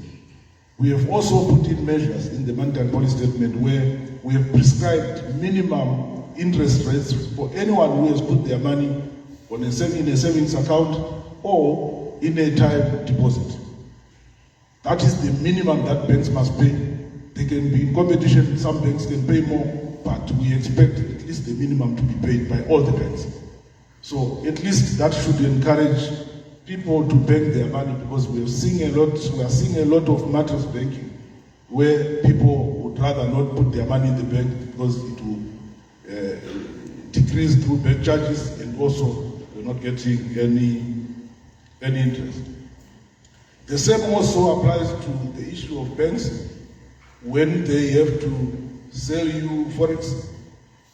Someone said, are we sure that someone from rural Chile can go into a bank and access money on a willing seller, willing buyer basis? Yes, we are. The ZIG that is in circulation is just about 1 billion ZIG, which is worth plus or minus $90 million. I've already mentioned that at the time we announced the monetary policy statement, we had $100 million in our balances. As of yesterday, we had 185 million against 80 to 90 million worth of ZIG. We have said to banks, and we have said even to you in the monetary policy statement, that if you as a legitimate foreign currency invoice that need to be paid, go to your bank. Let me tell you a story. Yesterday we said to the banks, can you give us a list of all your customers by name and the invoice that they want paid outside the country, and also their balance in ZIG in your bank? What we got was a situation where actually people don't have enough ZIG to meet the invoices that they want paid. The majority. Even the position of the banks themselves, because we have to first of all sell the ZIG to the bank so that they sell it to you. So their account at the central bank is a combination of all your balances. And so when a bank says, we want a total of 50 million from you, we convert it to ZIG and we say, but you don't have that money in the bank. That is a reflection of the fact that we are in a multi-currency regime. People have US dollars, people have ZIG. And we are saying, if you have a genuine invoice that requires ZIG, we'll pay it. But we are also saying, if we are in a multi-currency regime, also use the balance that is in your FCA account to import. That's the meaning of a multi-currency arrangement. Simgaga also, I'm saying Mugwagwa. Simgaga also said there is no patient capital. Yes, there was no patient capital because we did not have a stable currency. Banks were not finding it profitable or meaningful to lend someone money in Zimbabwe dollars today when it has value, and then only to find that even before the end of the month when they are due to collect interest, the whole capital and interest is worth nothing. But now that we've got a stable currency, we should soon start seeing banks offering mortgages, offering medium-term facilities and so forth. Again, in US dollars, they could not give you medium-term financing because we have a deadline, 2030, when the multi-currency regime is going to come to an end, but I'll address that later on. The issue of a secondary market for treasury bills, again, is the same reason. If you have a treasury bill that's issued today at a certain coupon, it's got a value today, but in the next 90 days, it may not have a value, so no one wants to buy it. But now that we have a stable currency, we are going to see that market emerging. Then there is the issue of the interbank market. Previously, we had the auction, where anyone who needed foreign currency would go to the auction.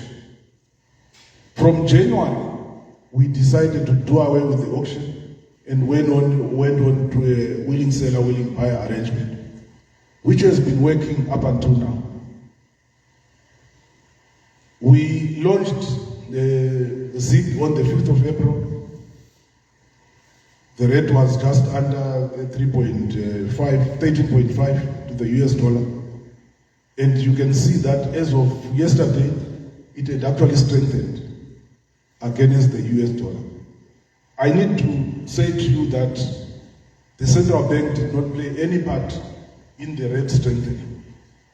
It's purely market forces, banks buying and selling on behalf of their customers. But in the background, as central bank, we keep track of that rate versus the price of gold, for example. You would have seen that from the 5th, the price of gold was going up, it went down a bit, and the rate has also been following that pattern. But it's not by design. It has just been purely market forces. So that is what we are going to be allowing to happen. Obviously, as a central bank, if we find that the rate has gone out of kilter, we have the resources in the form of foreign currency reserves to intervene and to correct the rate.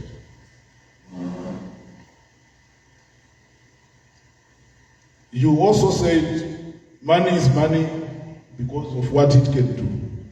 There has been talk that if ZIG cannot buy fuel, if ZIG cannot buy a passport, and so forth, then why should people want to have it?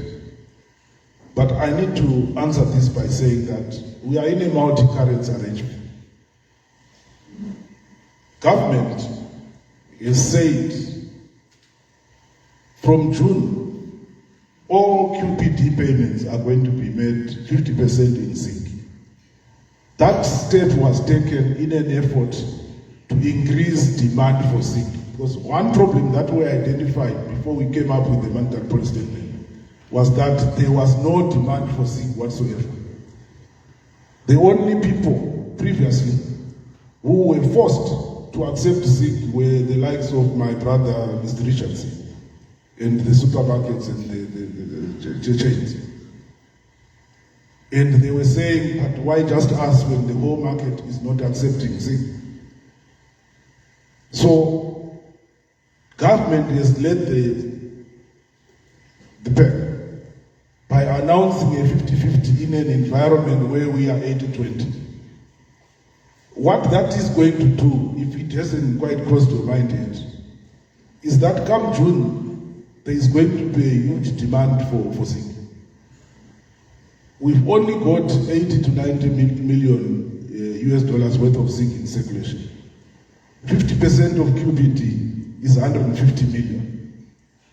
So, why I keep repeating this is to forewarn people that you may be the owner of a fuel garage in Masvingo, and you're saying, I'm only selling my fuel in US dollars. Fine, well and good. But you are also going to have to pay tax in June. Where are you going to get the ZIG? Especially given the dynamics I've just presented, where the actual amount of ZIG in circulation is less than what is going to be required in total. So you're actually better off selling some of your fuel right now in ZIG, so that come June you have the ZIG in place. But this is just me just giving you friendly advice. The rate for ZIG is going to strengthen. In fact, that is one of the few times where us as the central bank will influence the rate, because we are the ones who are going to be selling the ZIG to you. So we'll detect our price. For the first time, the holder of a ZIG is the one who is going to say, this is my price, not the other way around, where the US dollar holder is the one who is saying, this is the price. So, increasingly, we want to see a situation where, without people being forced, they will start selling their products in ZIG because they need that ZIG for a purpose. You also talked about the need to avoid using statutory instruments to influence what should be economic events. Yes, there is a statutory instrument which says that we are going to be in the multi-currency regime until 2030. And that is exactly what it is, and it's not going to be repealed. But as we go towards 2030, and as we increase demand for ZIG, we want to see a situation where gradually we move from 80-20 in favor of the US dollar to maybe 70-30 by year and 60-40 by next year. And maybe we can achieve 80-20 in favor of ZIG way before 2028, at which time people will just be using ZIG. So people are not going to be, there's not going to be legislation to say this is where we are. We are increasingly going to increase demand for ZIG. It's 50-50 in June, but we never know. They might actually make it 70-30 for taxes as we go, so that we increase the demand for ZIG. So, true, Mr. Mugaga, while there are calendar dates for SI purposes, but practically, we want to achieve that before 2030. Then I move on to the panelists.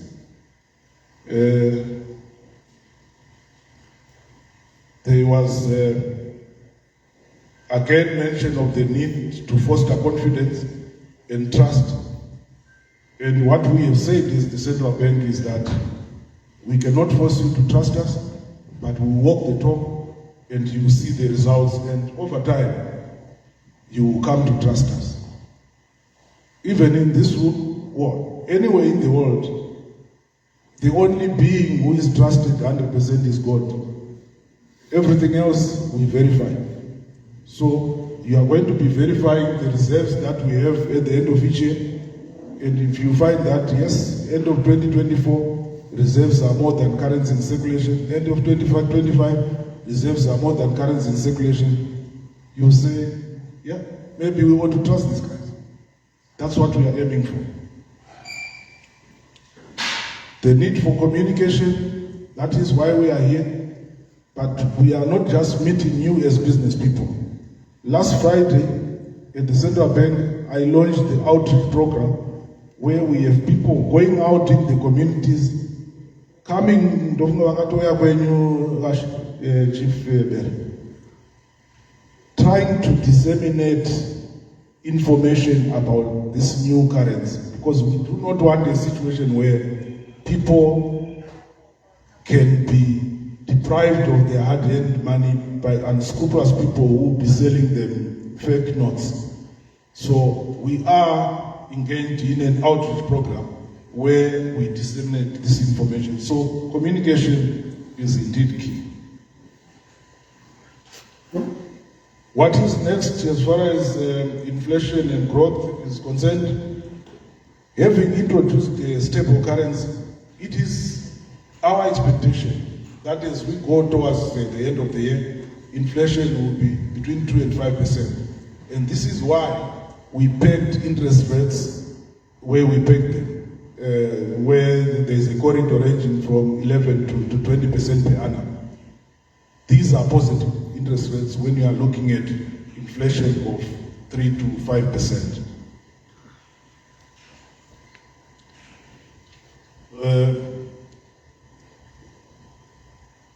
Mr. Professor, you talked about the need for the exchange rate to be consistent across all the shops.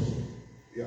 I must say there, to some extent, us as the policymakers, we may have contributed to that during the early days of ZIG. If you remember, there was a statutory instrument which said retailers can mark up 10% above the exchange rate, which means if the official exchange rate interbank was 13.5, a retailer could add 1.3 and make it 14.7. So they were not breaking the law when they were doing that. But we then realized that it was creating a problem in the sense that the rates were no longer uniform. And that was repealed on Friday last week. Then secondly, there was also the issue of IMFT, where there's a different percentage for US dollar transaction and another percentage for ZIG transactions. And the minister has said that he's going to standardize those, because it was already also creating an exchange rate arbitrage between the two currencies. So, Professor, after those interventions, we are not going to be seeing exchange rate disparities.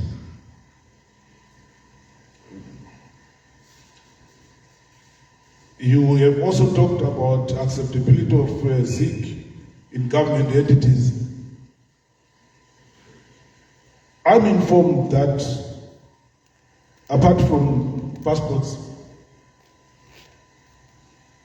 government departments have been written to by Treasury to say we are in a multi-currency environment. If you go to the registrar of debts and you want to register something, you can pay in US dollars if you have, can pay in ZIG if you have the currency. But maybe it's something that has not been public, that has not been made public.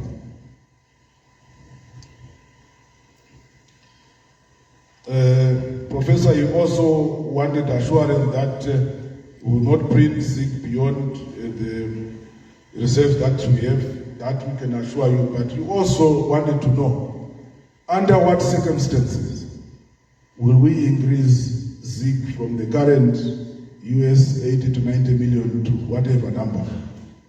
Is it going to be based on the fact that, oh, we have the reserves so we can print? No.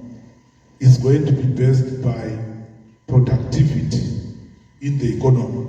Growth of the economy is going to determine the amount of ZIG in circulation, number one. And number two, demand for ZIG will also determine the amount of ZIG in circulation. For example, we may have to do something in June because of the problem that I alluded to earlier on, where we appear to have less ZIG in the whole economy than the tax that would need to be paid in June. But we are not just going to be printing money just because we have reserves. That will not happen.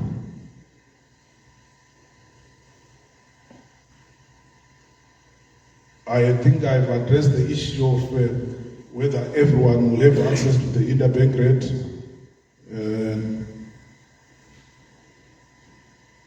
And the issue of government agencies accepting ZIG, I think I've addressed it. Then I think I need to address one issue where there might have been some confusion. I think it was yesterday when I said the bond notes are legal tender right now. Yes, it is true. Please don't listen to social media lawyers. We have lawyers in the central bank, seasoned lawyers, lawyers of many years standing.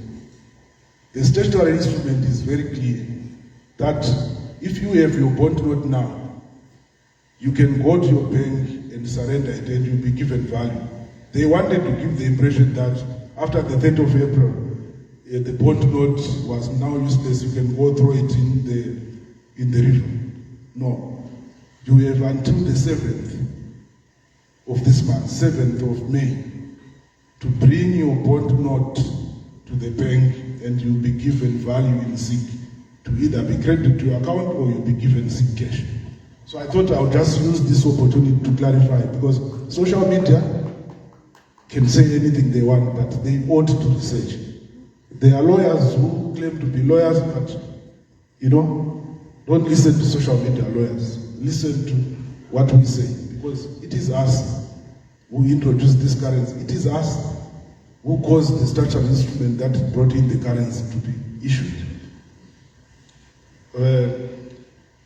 Finally, I would like to say that we, as the central bank, have launched a survey where we are asking you to be candid and say us what you think about the new structured currency. I'm sure the people from the central bank will be giving you the forms to fill in. There's a QR code there. It's a very short questionnaire. Let us know what you think, how you feel, so that we can also go and refine our thinking at the central bank. Thank you.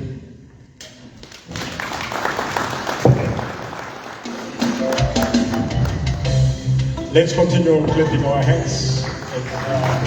Our governor takes his seat.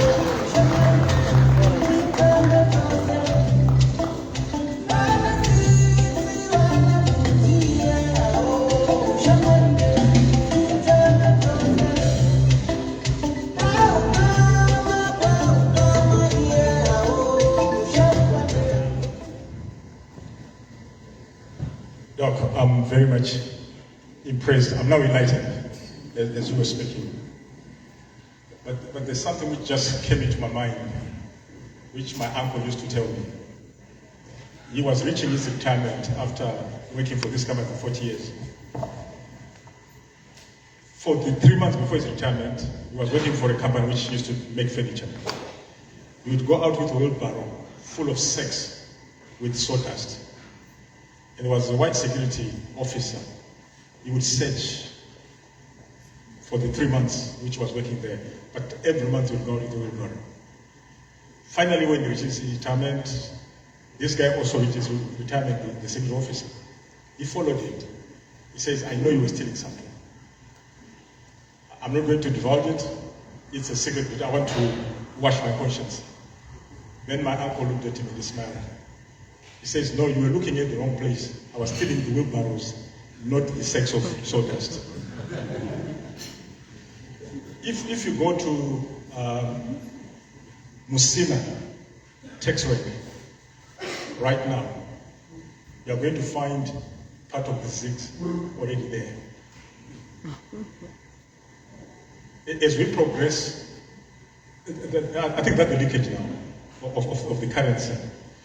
If you go to Musina, that's where chasing around with these money traders here, this is small business with what is happening at Musina market. So we might be focusing on the bigger picture of the United States dollar and everything, yet the wheelbarrows are going to South Africa. I just wanted to say a point. We are getting to our plenary session, and what we are going to do is we are going to ask just a set of 4 questions. We take 4 questions at a time, and when you stand up, you tell us who we are addressing the question to, whether it's the panelists, or whether to our governor. Then we'll be responding 4 questions at a time. We'll be roving with our mic. Ropa? Thank you very much, Professor Kasese. Well, can we please have just 1 minute of a bit of music so that people can just loosen up and start preparing those questions? It's just been a serious meeting, very good presentations. So right now, a breather as we prepare to get to the question and answers. Thank you. Thank you.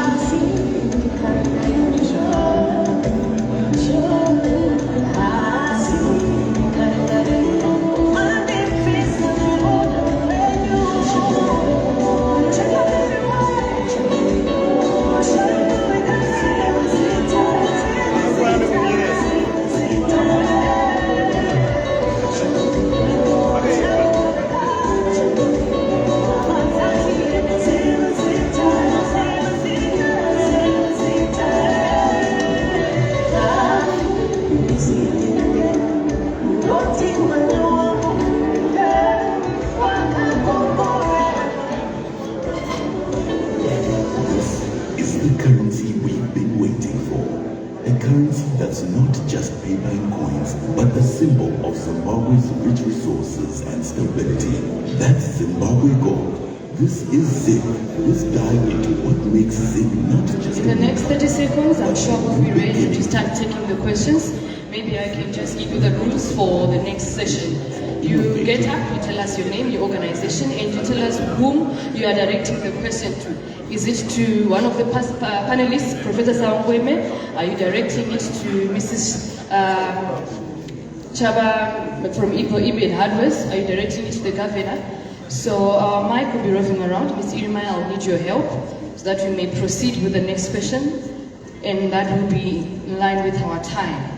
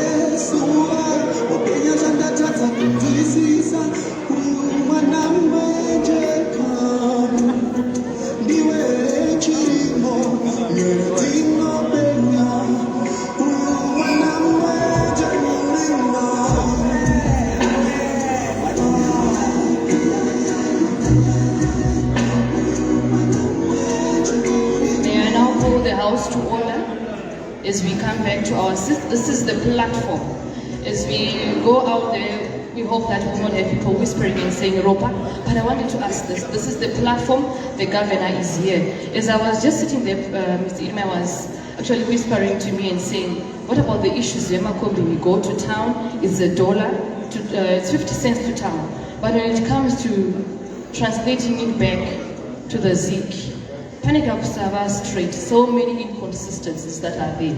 If you want to buy in the shop, it's $20 US. But when it comes to the ZIG, the rate has changed to something else. Those inconsistencies, that is what we want to discuss, ladies and gentlemen. So the platform is now yours. Thank you very much. We may now proceed, and we can now start getting the questions. Over to you, Professor Kasese. Thank you so much, Ropa. I think what you can do, just raise up your hand, and the mic will come to you, and you say your question, and whom are you directing it to, so that we get an appropriate answer. The platform is now open for people with questions. Just raise up your hand, then we'll come to you.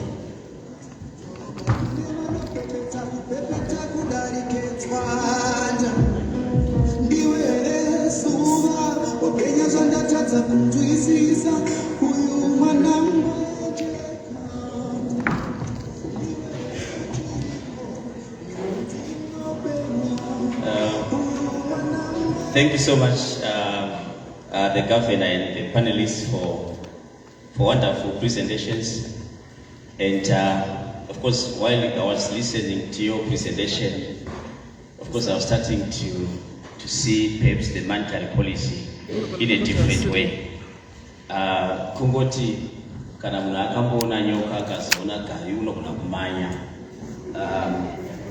Indoda kuzoratina.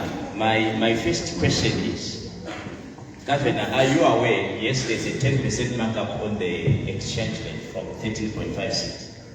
But are you aware that out there, the rate is actually gone up beyond the 10% markup? The kind of farmers, I won't name the farmers, the rate at which I bought the prescription was 80. And the other day I went into a shop, the rate at which I bought the goods was 20. So what is to say the rate is actually fair? On the ground, the rate is not actually what you are saying, it's actually depreciated, and it continues to hurt the general public, and this confidence we are trying to build will be eroded. That's number one.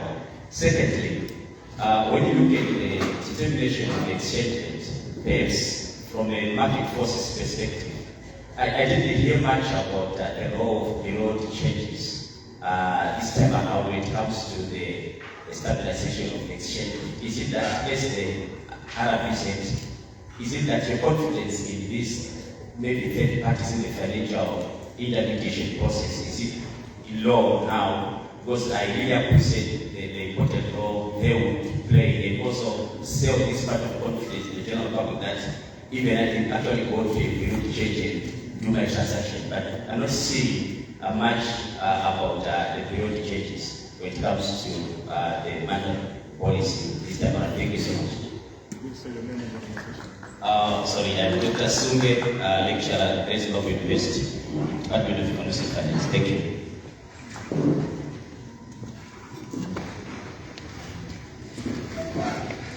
Good afternoon, everyone. I'm addressing this thing one. I don't think it's on. To the governor, and welcome to Mushayavanhu. It's good to see you. Matzoka kumusha kwenyu. So at the end of the day, Governor, a lot of what has been said today has been incredibly informative. It's been great. I've been extremely impressed by the presentations from every single person that has had something to say here today.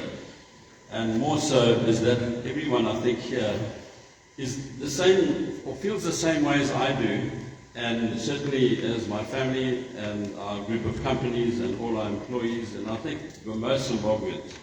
I think that we're all patriotic. I think we love our country, and we are just so desperate to see something work and to bring stability back to Zimbabwe in the economic environment. And I think that we need the confidence and the trust that's come up 100 times today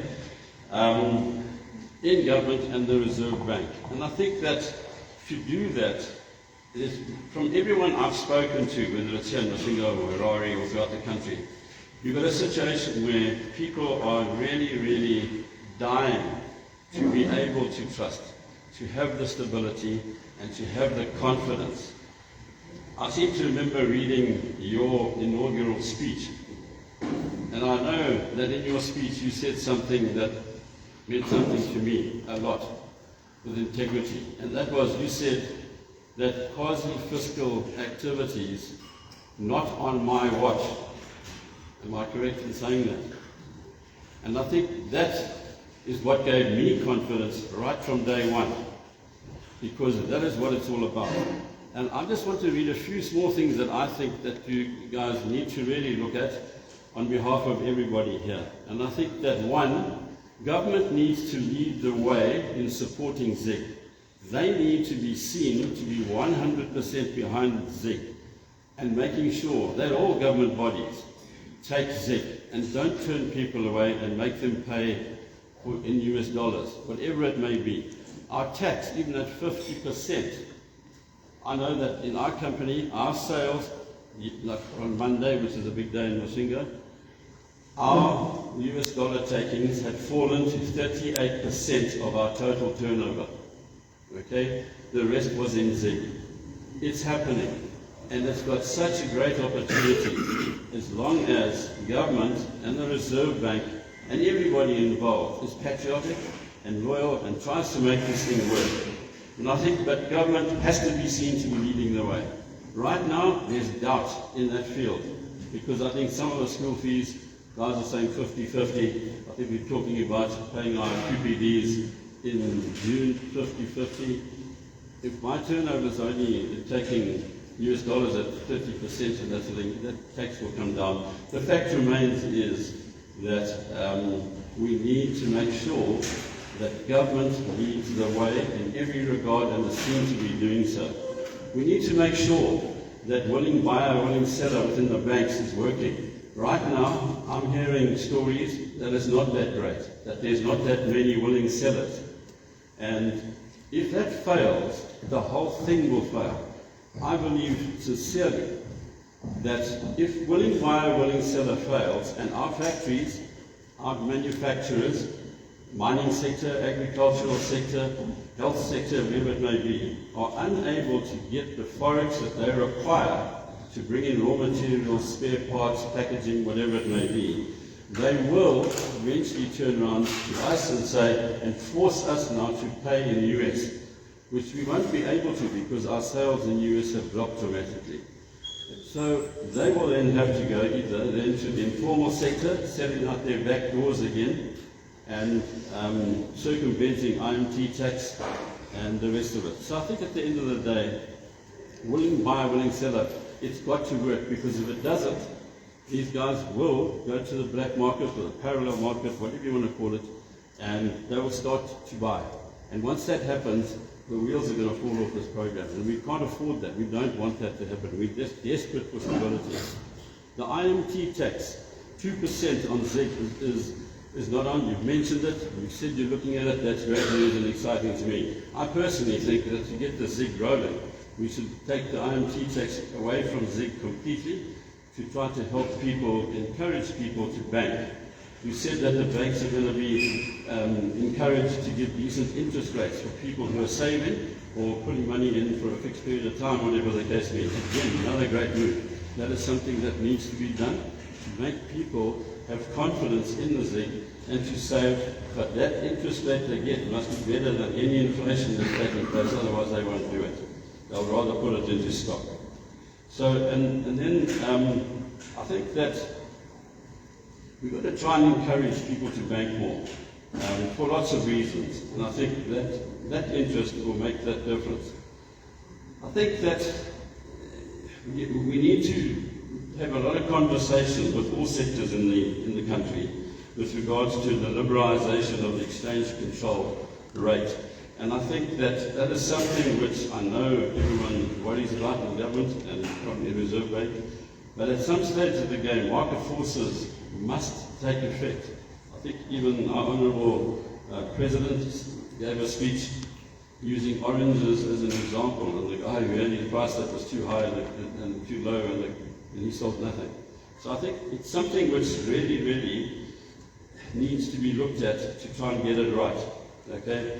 And I think one last thing, is just quickly, I've taken up too much time already, is to just suggest to all authorities and all ministries, the Reserve Bank, especially at the moment with what's going on, to do what you've done today, to come down. You've made the effort to come down to Mushayavanhu, and it's a monster effort on your behalf when you're so busy. And I think that it's a matter of working together with all sectors of the community, to talking to everybody, to listening, not just talking.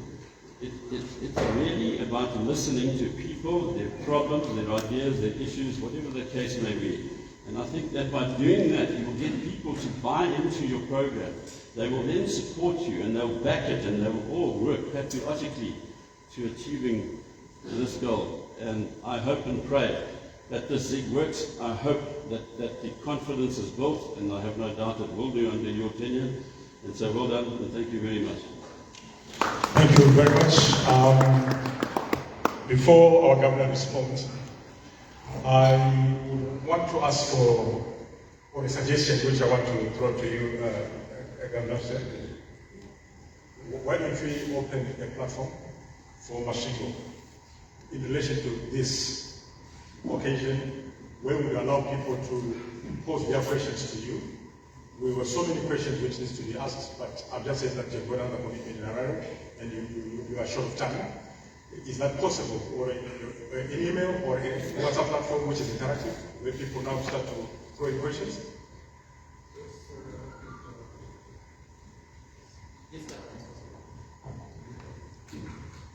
Thank you very much. Maybe the ZNCC has got an attendance register and you'll provide email addresses and phone numbers of everyone in the room, and then we can open up a platform and people can put in their questions on that platform, and then the bank will be able to give responses. Thank you. Thank you so much to you, Governor. If you can just respond to the few questions we've been given to you. Thank you.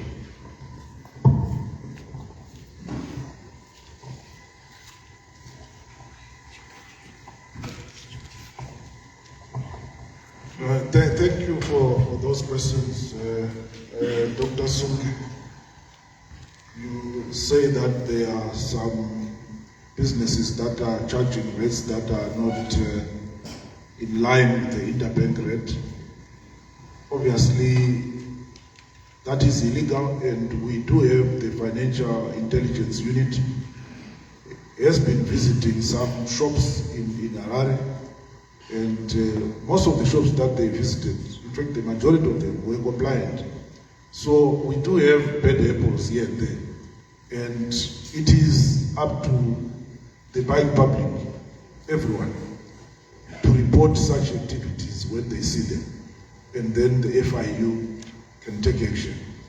They do fine these businesses, and some of these fines are quite hefty. If you are caught having sold a few buckets of a commodity worth $100, but using an exchange rate of 20, and then you are fined $10,000, I don't think you will do it again. So we encourage the public to be vigilant, and where they see that the rate that is being applied is not correct, you can report, and FIU will take action. You also wanted to know the role of bureau de changes. Bureau de changes are authorized dealers. They are allowed to deal in forex. I may not have mentioned them specifically here, but if you go to a bureau, they can do some of the smaller transactions that the banks can do. There's no problem with that. Then, Mr. Richards, thank you very much for your comments. The issue of confidence keeps coming again. All I can say is, we have said we are going to walk the talk. Your role is to monitor us. If you think we are going out of line, let us know. I'm glad that this group has been formed. Let it not be just a group for this function that we have here today. Let it be a live, ongoing one. So if there are any issues, if you think we are doing something that we should not be doing, or if you think we are departing from what we said in the monetary policy statement, please bring us into line. People tend to look at the central bank as if we are untouchable. No, we are actually there to work for you. We are your servants. All these things we are doing are for you. And you are the ones who should bring us into life. The issue of QFOs, I repeat, we are not going to have QFOs anymore. The role of the central bank is clearly spelled out in the Reserve Bank Act. And I have said in the past that if you read that act, there is a lot that we are supposed to do as the central bank, and we have no intention whatsoever to do other people's jobs. Our job is more than a 24-hour job, and we will do just that. The government needs to lead the way in supporting ZIG. I think they have taken a huge step so far, and I did mention of the circular that was sent to government department to say we are in a multi-currency arrangement. They should accept ZIG and US dollars, but there are exceptions. Passport office is specialized. Some of the equipment, the paper they use, and so forth. But over time, these things will be relaxed. The willing buyer, willing seller rate has to work. There are no willing sellers. Yes, I would say you are right there. But here is what is going to happen. For now, we are going to make sure that the foreign exchange market is kept liquid from 50% of the surrender. I think earlier on in my presentation I said you can do quick maths and say if exports are going to be, let's project and say maybe 10 billion this year, 25% of that, take half of that, is going to go back into the market. We did that for a reason, because one of the causes of money supply increase is when we buy the forex from the market. Because at the central bank, we don't have any revenue. So if we buy the surrender, we have to print money to pay the exporter the ZIG, the ZIG. And then we then sell it into the market. But what we have decided to do is that we take half of that, sell it into the market, it's cash flow neutral. Because we are taking ZIG from the market and giving them US dollars. Then the other half is actually bought by Treasury using tax money. So there is no printing of money whatsoever in the buying of the 25% surrender. So we're going to put half of it back into the market. Then I would also want to believe that, again, as we get into July, if someone has been selling exclusively in US dollars and now they need to pay tax, they are going to be a willing seller to the bank. Because they will be wanting ZIG. So it will happen. Let's not just force people to do it. Let them force themselves to do some of these things. Then, IMMT, I did say that the minister promised to standardize. You have a suggestion to take it off ZIG completely. That's a fiscal issue. I think it's something that I can pass on to the minister to say there was this suggestion. It might promote increased use of ZIG. I'll take it up. We meet regularly with the minister. In fact, we meet every Monday, so it's one of the things I'll tell you. And then interest rates on deposits must be greater than inflation. Yes, if you look at where we set them for now, and you look at our inflation projections, currently they are positive. But we are watching. The Monetary Policy Committee meets every quarter, and we do review these things from time to time. But we don't expect the environment to be that inflationary. And of course, your suggestion that there should be more interaction, not just the central bank, but all government departments, I fully endorse that. Thank you. Thank you, sir. We have been given a chance to just ask 4 more questions. Just 4 more questions. Please keep them brief, because the governor is out of time.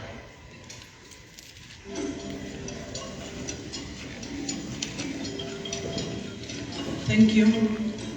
My name is Mrs. Specialist Awarua. Mine is more of a compliment to Dr. Mushayavanhu for coming back down to the floor to be with us.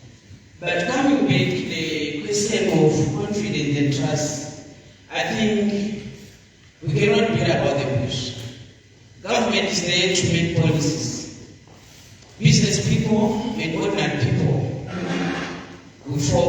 the government. As long as there's no formulation or you lead by example, as the passport office and other government entities, the problem will still remain. I don't know how it can be done. Maybe if we could have at least a component of ZIG and a component of US dollars in most of the payments. We understand that as the government, like you say, that some of the paper is has to be bought in forex. We also, as business people, experience this challenge that we get our goods, we procure our goods in forex. We come back to the roots, the interbank rate keeps fluctuating, and then we'll go out of business. Thank you. Thank you so much.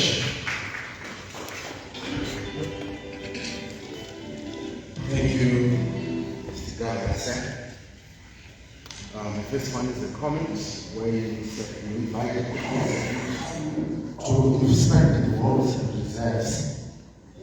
That indeed is a positive step towards building this trust and confidence. However, it might not be enough to fully instill the confidence that we need in these currency. I'm glad that you have mentioned that you engage independent auditors, say that is the good way to go. This will help instill the much-needed confidence in the economy.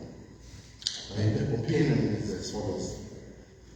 The President's inspection may be perceived as a biased validation, as the President is the chief CEO of this government which has introduced the ZIG currency.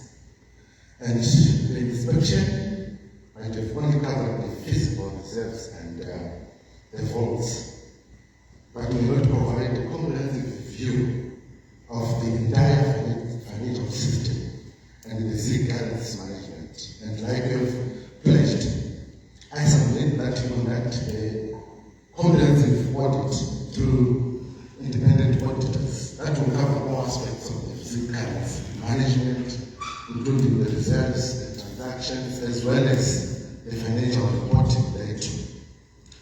My question number one, you'll find that rural communities and low-income households have historically been marginalized and excluded from economic opportunities, as well as decision-making. How are you going to ensure that this currency is understood, accepted, and accessible to the rural communities? The question number two is on transport operators. You mentioned about those in the fuel business.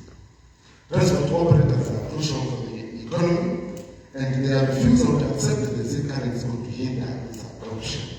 So what plans do you have in engaging this critical stakeholder who are currently hesitant, like I said? Number three, can you please, Mr. Governor, elaborate on the plans that you have issued minute denominations, such as cents, to facilitate the change after purchases? We've seen the previous regime where people would resort to the use of other currencies for change. Now, to instill the confidence that we need, such is an important aspect in this cause. The other issue, there has been widespread negative campaigns against the ZIG in social media. What specific initiatives other than these outreach programs are you planning to launch to counter misinformation and promote fact-based information about the ZIG currency? Doctor, can you just hold? I think can you reserve your other questions for the platform which we provided so that others have a chance to ask? We still got two. Okay, yeah, is it just for 4 questions? Yeah, sure. Just the last one. Just the last one. This one, financial reporting.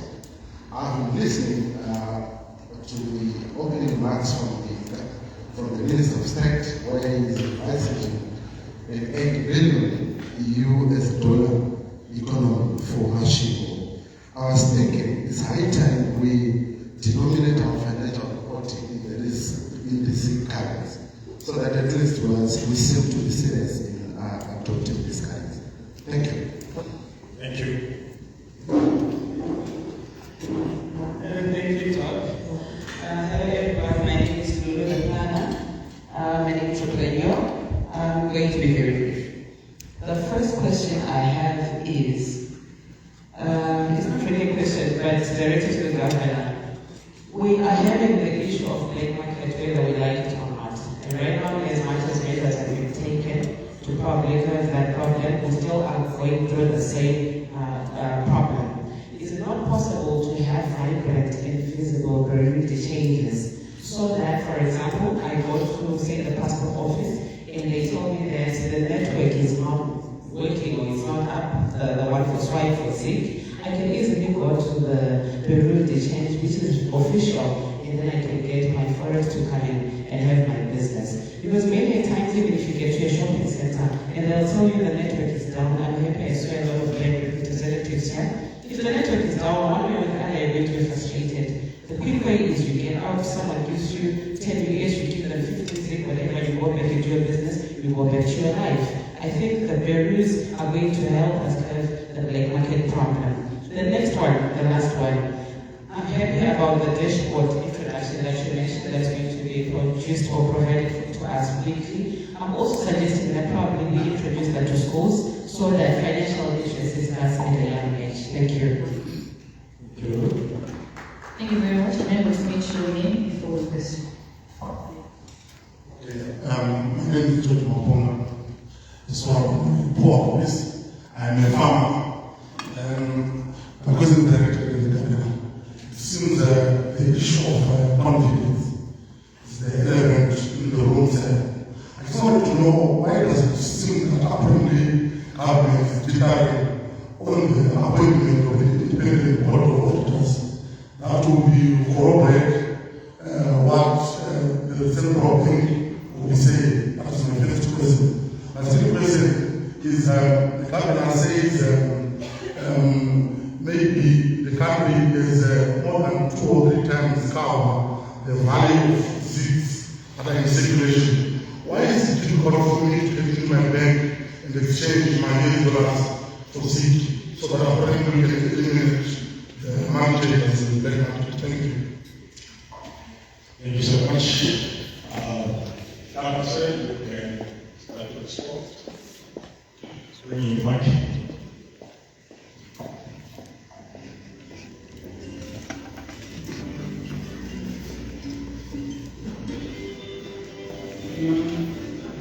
Okay, thank you. These are more than 4 questions, but I'll go through them all. We tried. Mrs. Tawaro, you talk about maybe even at the passport office, a combination of ZIG and US dollar payments. All these things are work in progress because we can't say everything be paid for in ZIG at the moment, because right now only 20% of this economy is being run on ZIG. If we say everything is going to be paid in ZIG, nothing else, we might actually run out of currency to do transactions. So let's look at it gradually as we go. I think that would be the answer that I'm giving you. But we are talking about this all the time to say what else can also be allowed as far as payment in local currency is concerned.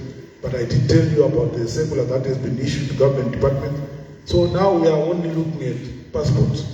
Everything else you can go and pay in ZIG or in USD, depending on what you have in your pocket. Then there was a question to say, yes, we invited His Excellency the President to view the votes, but it's biased validation. Yeah, well, His Excellency went, saw, and it was all on TV for everyone to see. And we have also said that we are going to have an independent audit, not just of reserves, but the central bank itself is also subject to annual audit like any other corporate. and the auditors will issue an audit opinion on the central bank. So that is coming, and we have actually said the results of the audit will be published for everyone to see. It's not like they are going to audit us and we'll keep it ourselves. It's going to be open for everyone to see. You also asked on how the people in the rural areas will understand the intricacies of this currency. I did mention earlier on that last Friday we launched an outreach campaign where we have teams from the central bank teaming up with the Ministry of Information and Broadcasting Services, with the MPs, the traditional leaders, the chiefs, to go and educate people on the new currency. If they haven't reached your area, they will be there shortly. The last time I had, over the weekend, they had covered almost all the growth points in Masvingo, if I'm not mistaken. So, but if they have not yet reached you, you will see them. Transport operators refusing to accept ZIG. Well, what I had meant to understand was that they didn't have change before we introduced the coins. But now, what I'm seeing in Harare is a situation where if you tender your $1 for a 50-cent trip, you get 7 ZIG change. Or you can tender 7 ZIG for a one-way trip. They will still accept. I don't know if it hasn't reached Masvingo. Maybe the coins may have arrived in Masvingo later than they did in Harare. But in Harare it is working at the moment. And then you said smaller denominations. Currently, the smallest we have is 1 ZIG, which is equal to 6 US cents. But we are currently minting other smaller ZIG denominations so that we eliminate this problem of change, because there are some operators who may want to charge 13 ZIG 99. You need to be able to give that 1 cent change to the person who will have given you 14 ZIG. They are currently in the process of being minted as we speak.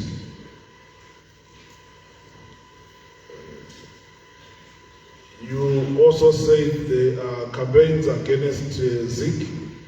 What are we doing to counter those? Yeah, in any new thing, there are people who are bound to be negative about it. Some just for the purposes of, for the sake of just being negative. But what we have done at the central bank is through these outreach programs, we are spreading the actual, correct, authentic message to the public. And hopefully they will be able to weigh themselves as to which is the true message and which is not the true message. I did give you the example of yesterday where someone was trying to say to people, your bond notes are now junk. And yet it's not true, because the legal instrument is saying they are still available and you can go and change them. So we do use some of those channels to then hit back. We also monitor social media so that we see what these negative people are saying, and then through official channels we then respond. Financial reporting, yeah. Unless a company is listed, say, on the Victoria Falls Stock Exchange, all financial reporting is in ZIG. Because ZIG is the functional currency of the country, and ZIG is the reporting currency of the country. So that is the situation.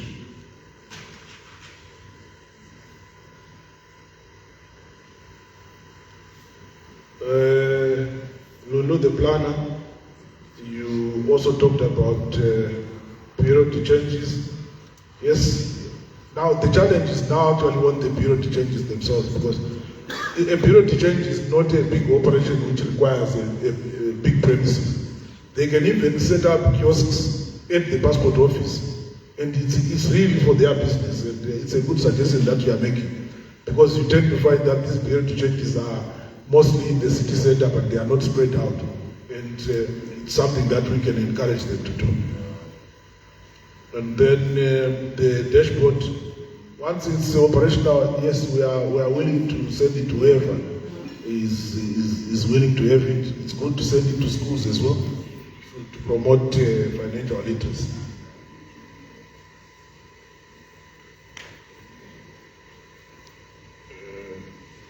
To the farmer, government is not dithering on the appointment of auditors actually. We are going to be audited as the central bank. We've always been audited. And the audit is going to also specifically cover the reserves that we have. And have an audit opinion which says we have audited the books of the central bank, we have seen gold worth so much, we've seen other precious metals worth so much, we have seen foreign currency balances worth so much. These are covering reserve money totaling so much which is in circulation in the country, and our opinion is that there is adequate cover. That is the kind of opinion that we expect from our auditors when they audit us.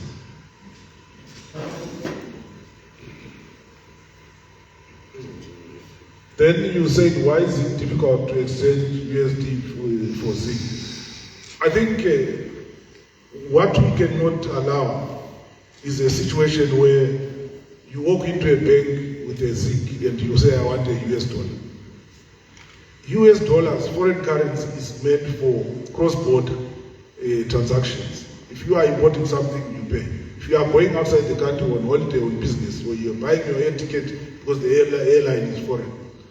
Because the moment we do what we are saying, we are effectively dollarizing the economy. We need to promote use of our own currency. Because we then have because the US dollar is a strong currency. It can't compete with the ZIG. I think it was Mr. Mugaga who was saying that. And the moment you say, each time you get a ZIG, you can walk into a bank and get to a US dollar, everyone is going to dump their ZIG in the bank. And then we are fully dollarized. And what are we achieving then? So we will have foreign currency available for all foreign payments that we may have. If you have a child who is letting it invest outside the country, you have an invoice to pay, go to your bank, it will be paid. If you have an import to make, go to your bank, it will be paid. If you want to buy an air ticket to go on holiday, go to your bank, it will be paid. But if you want to go and get US dollars to put in your pocket, no, that we cannot allow. Thank you. Thank you very much, Dr. Mushayavanhu. I really admire your resilience. He's a very strong man. I would want to agree. All the questions being fired at him, and he has to respond. Maybe to close off the fire in the house, may I please have one more question from our last person? Oh, there's another one again. Mr. Chekan, I'm looking at you. How many more? Because if I can strictly get one person from you, briefly from you, three. One person, each person. If you can do that, thank you. Thank you, Master of Ceremony, Madam Mushayavanhu. I just wanted to take the opportunity to thank His Excellency President Dr for what he did this year in promoting and appointing John Mushayavanhu as our governor. That wisdom made us all celebrate, especially myself. For the whole week I was singing that song by Manyero Kewich when it says Makorokoto. It was a wonderful, wonderful appointment that our president made. Why do I say so? My name is Mukumba. I'm former non-executive director of the Reserve Bank. I'm former chief executive of Standard Chartered Bank in a number of countries. Currently I am council member of the University of Zimbabwe, where we run the university. Then I'm also a farmer here in Masvingo and a consultant of sorts. But what I wanted to do is to tell you more about John Mushayavanhu, why I celebrated his appointment. Among yourselves, I might be one of the best people who can describe and know of his professional approach to issues. I worked with him for more than 20 years. And we did a lot of things with John together, including the computerization of our Standard Chartered Bank, the centralization, the automation, and so forth. We did many things. And on most of these, I was chairman of the committees. And I want to tell you, John was the most contributor of those particular committees. If John would say, I'm not available on this particular day, we would make sure that we don't hold that meeting until when he is available. That's how strong he contributed to the various committees which implemented several banking initiatives in this country. So why am I celebrating the appointment by the president? I'm saying he is the right man for the job. And what I wanted to tell you, Masvingo, is this man comes from your area, and I want to vouch for him, and I want us all to support him so that we support this particular ZIG currency. It's our currency. We must be proud of it. And we must go to Kenya, led by John Mushayavanhu. I want to congratulate you, John, in public, knowing fully well that you do us a good job. Continue to go and do a good job. I like the things that you are doing. You have already disbanded the monetary committee, which is the committee which led to the depreciation of the recent previous currency. The steps you are taking, I personally, given my experience internationally and locally, I'm happy with them. And all we need to do is to support you and support each other so that we can create a better Zimbabwe. I thank you. Thank you very much, Dr. Mkuba, for such emotional and strengthening words. I'll come to my church. I'll just word in the church. There you go. Thank you, Roba. This is directed to you, the governor. My name is Shurofeng from Reformed Church. And earlier on you alluded that we should not follow social media lawyers. So at one occasion you were caught saying, I'm not sure if it is that true, that this ZIG issue is not a brainchild of you, but a brainchild of the World Bank.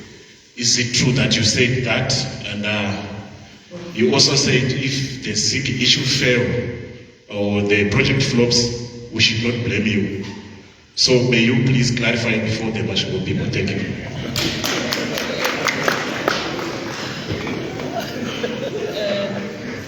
One more person, I'm coming there. Short and precise. Hello, my name is Mahanda Jetro from NNB Bank, and I'm also from Hutu. Thank you very much for the efforts that you are making as the central bank to stabilize our currency. It's very important to the business and overall to the national development. My question zooms beyond the ZIG. It's on RAND adoption. Given the background that 40% of our input bill is involves South Africa and the RAND, and also given the background that our exports becomes more attractive if we adopt the RAND over the US dollar.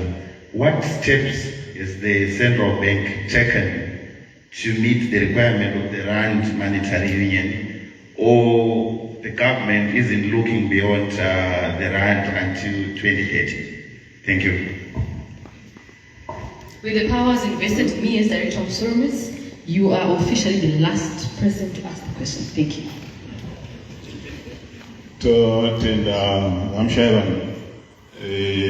Ndoda kutanga ndakuzivisa kuti muri musukuru, saka ndichibvunzawo musukuru sekubvunzwa kwamaitwa nevamwe vose vari mudare rino. Ndinonzi Adnos Chikomo, ndiri mutauriri waMambo Bere.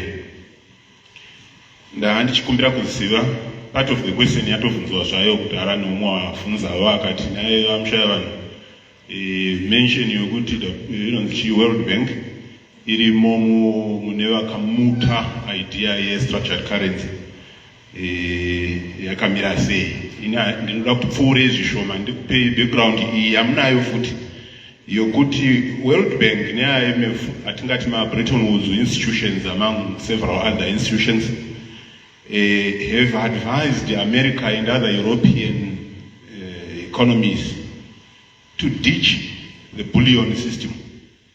Handisi vangu kuti vari kunyatsa kushandisa chii, vakawanda vanoti handitso politics dzemari, vamwe vachiti mari hamuna politics, but ndiri kuona politics.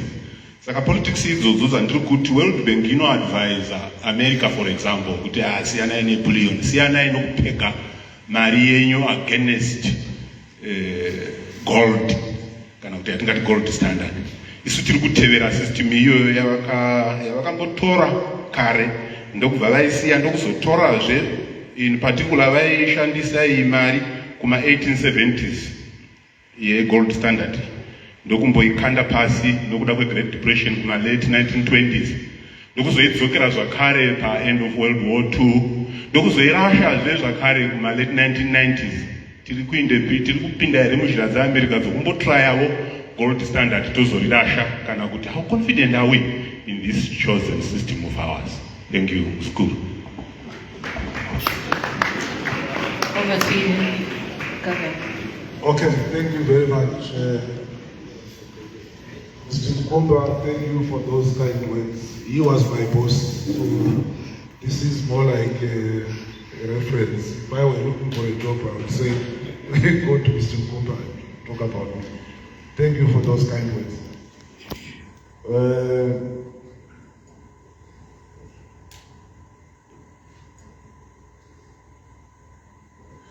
Okay, my fellow church member, Good Reformed Church,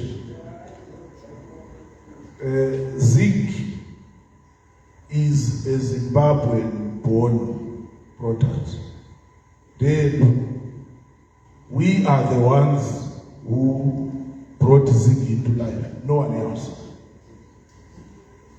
ZIG is a brainchild of Zimbabweans. We were brainstorming about ZIG from as far back as last year in September. I think I told some of you at some previous meetings that I was actually appointed on the 9th of on the 11th of September. That's when I was told that I would do this job, and we were consulting.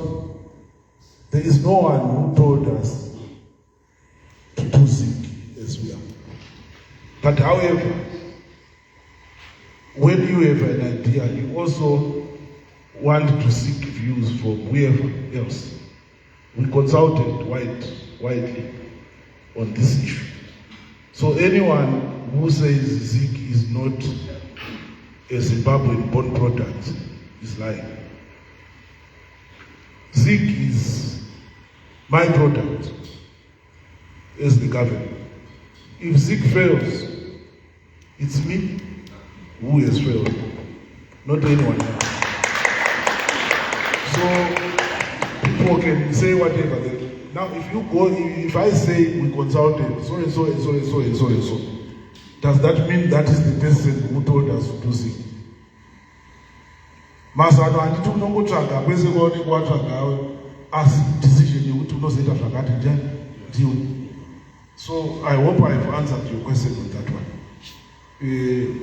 Let's not give credit to people who have not participated in something, because otherwise chikanaka vanobva vatoti nechavo icho chisiri chavo.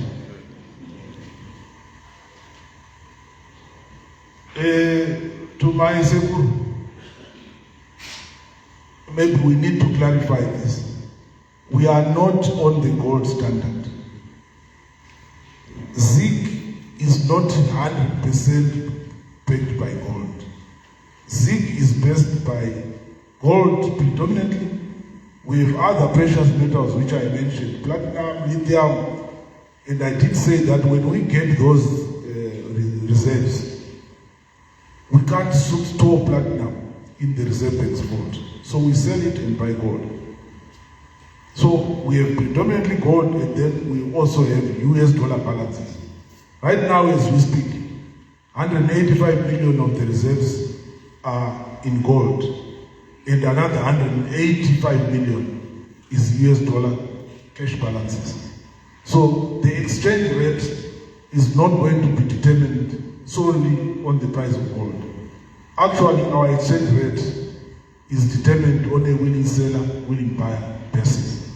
And we are just then monitoring it in the background, comparing it, for example, to the price of gold, comparing it again, for example, to the other currencies that we are also dealing with in a multi-currency environment. I hope I have clarified that. We are not on the gold standard. Gold is one of the components of the reserve basket. Thank you. Thank you very much. I believe that the governor is done. Sorry. There is my brother from NMB who said, what about the Rand Monetary Union? We have established our own currency called ZIG, and that is going to be our currency. We are not going the right way. By 2030, we will not have the multi-currency. It will be ZIG throughout. So let's gravitate towards ZIG and forget about what the South Africans are doing. Zimbabwe is a sovereign country. We have our own currency called ZIG. We are currently in a multi-currency arrangement, but that will come to an end in 2030. Thank you. A round of applause, ladies and gentlemen. Wow, what a day it has been. Please allow us to play this song for you, Dr. Governor, as we celebrate your appointment into the Reserve Bank of Zimbabwe.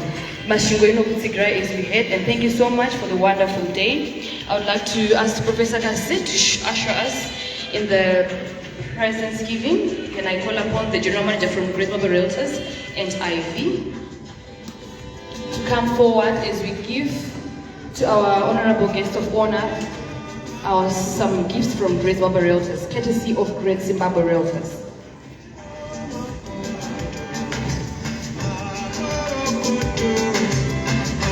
We are now to listen up now, ladies and gentlemen. I know it has been a very tough day for all of us. Thank you.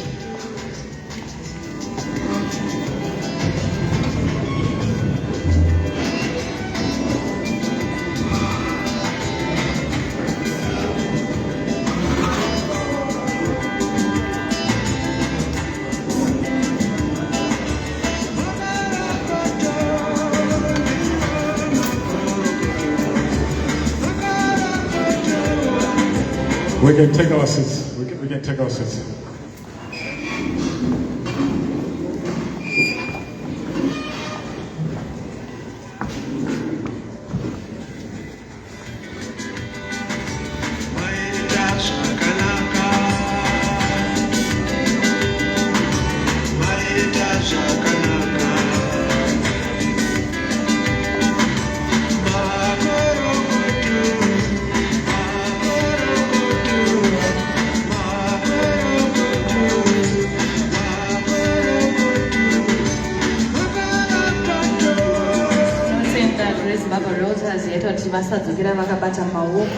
They've prepared for us some hampers to give to our honorable guests of honors today, all of them.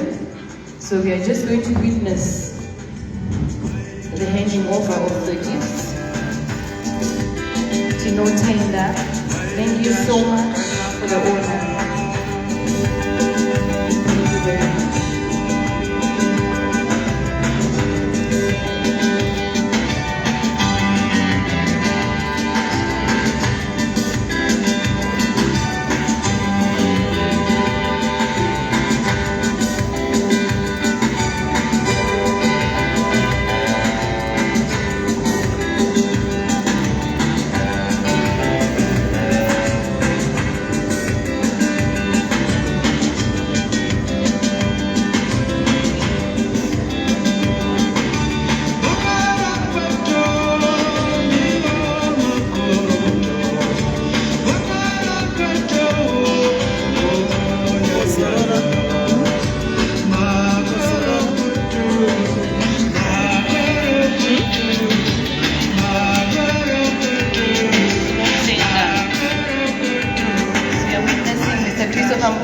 Receiving his gift from Great Zimbabwe Realtors. Tino Tenda.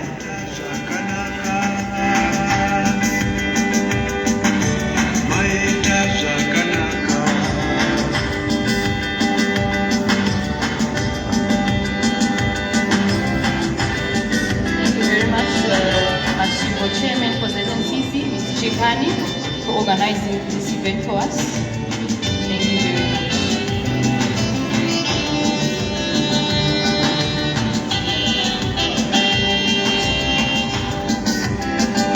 Our Mayor, we appreciate your assistance and support into this new dispensation of the ZIG currency in Masvingo. Thank you.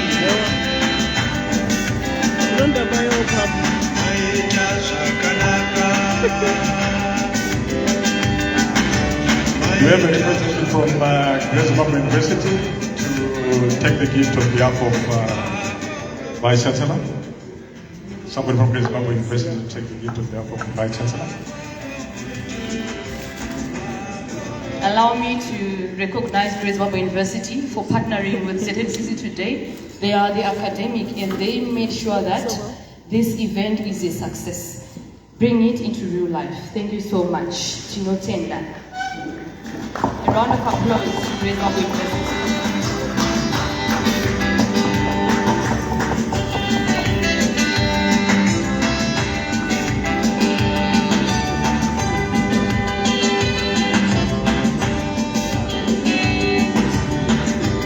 Thank you, ladies and gentlemen. What a beautiful day it has been today. We are happy that we managed to unpack the ZIG currency as we move forward to building confidence in the new currency. Thank you very much for everyone who managed to be here today. Thank you to our proud sponsors, Economic Zimbabwe, RBZ Zimbabwe Realtors, Bio and Motors. Thank you very much for your presence here. We also acknowledge all the business members that are here today, and Richard, Dobson, the whole list of everyone who's here today.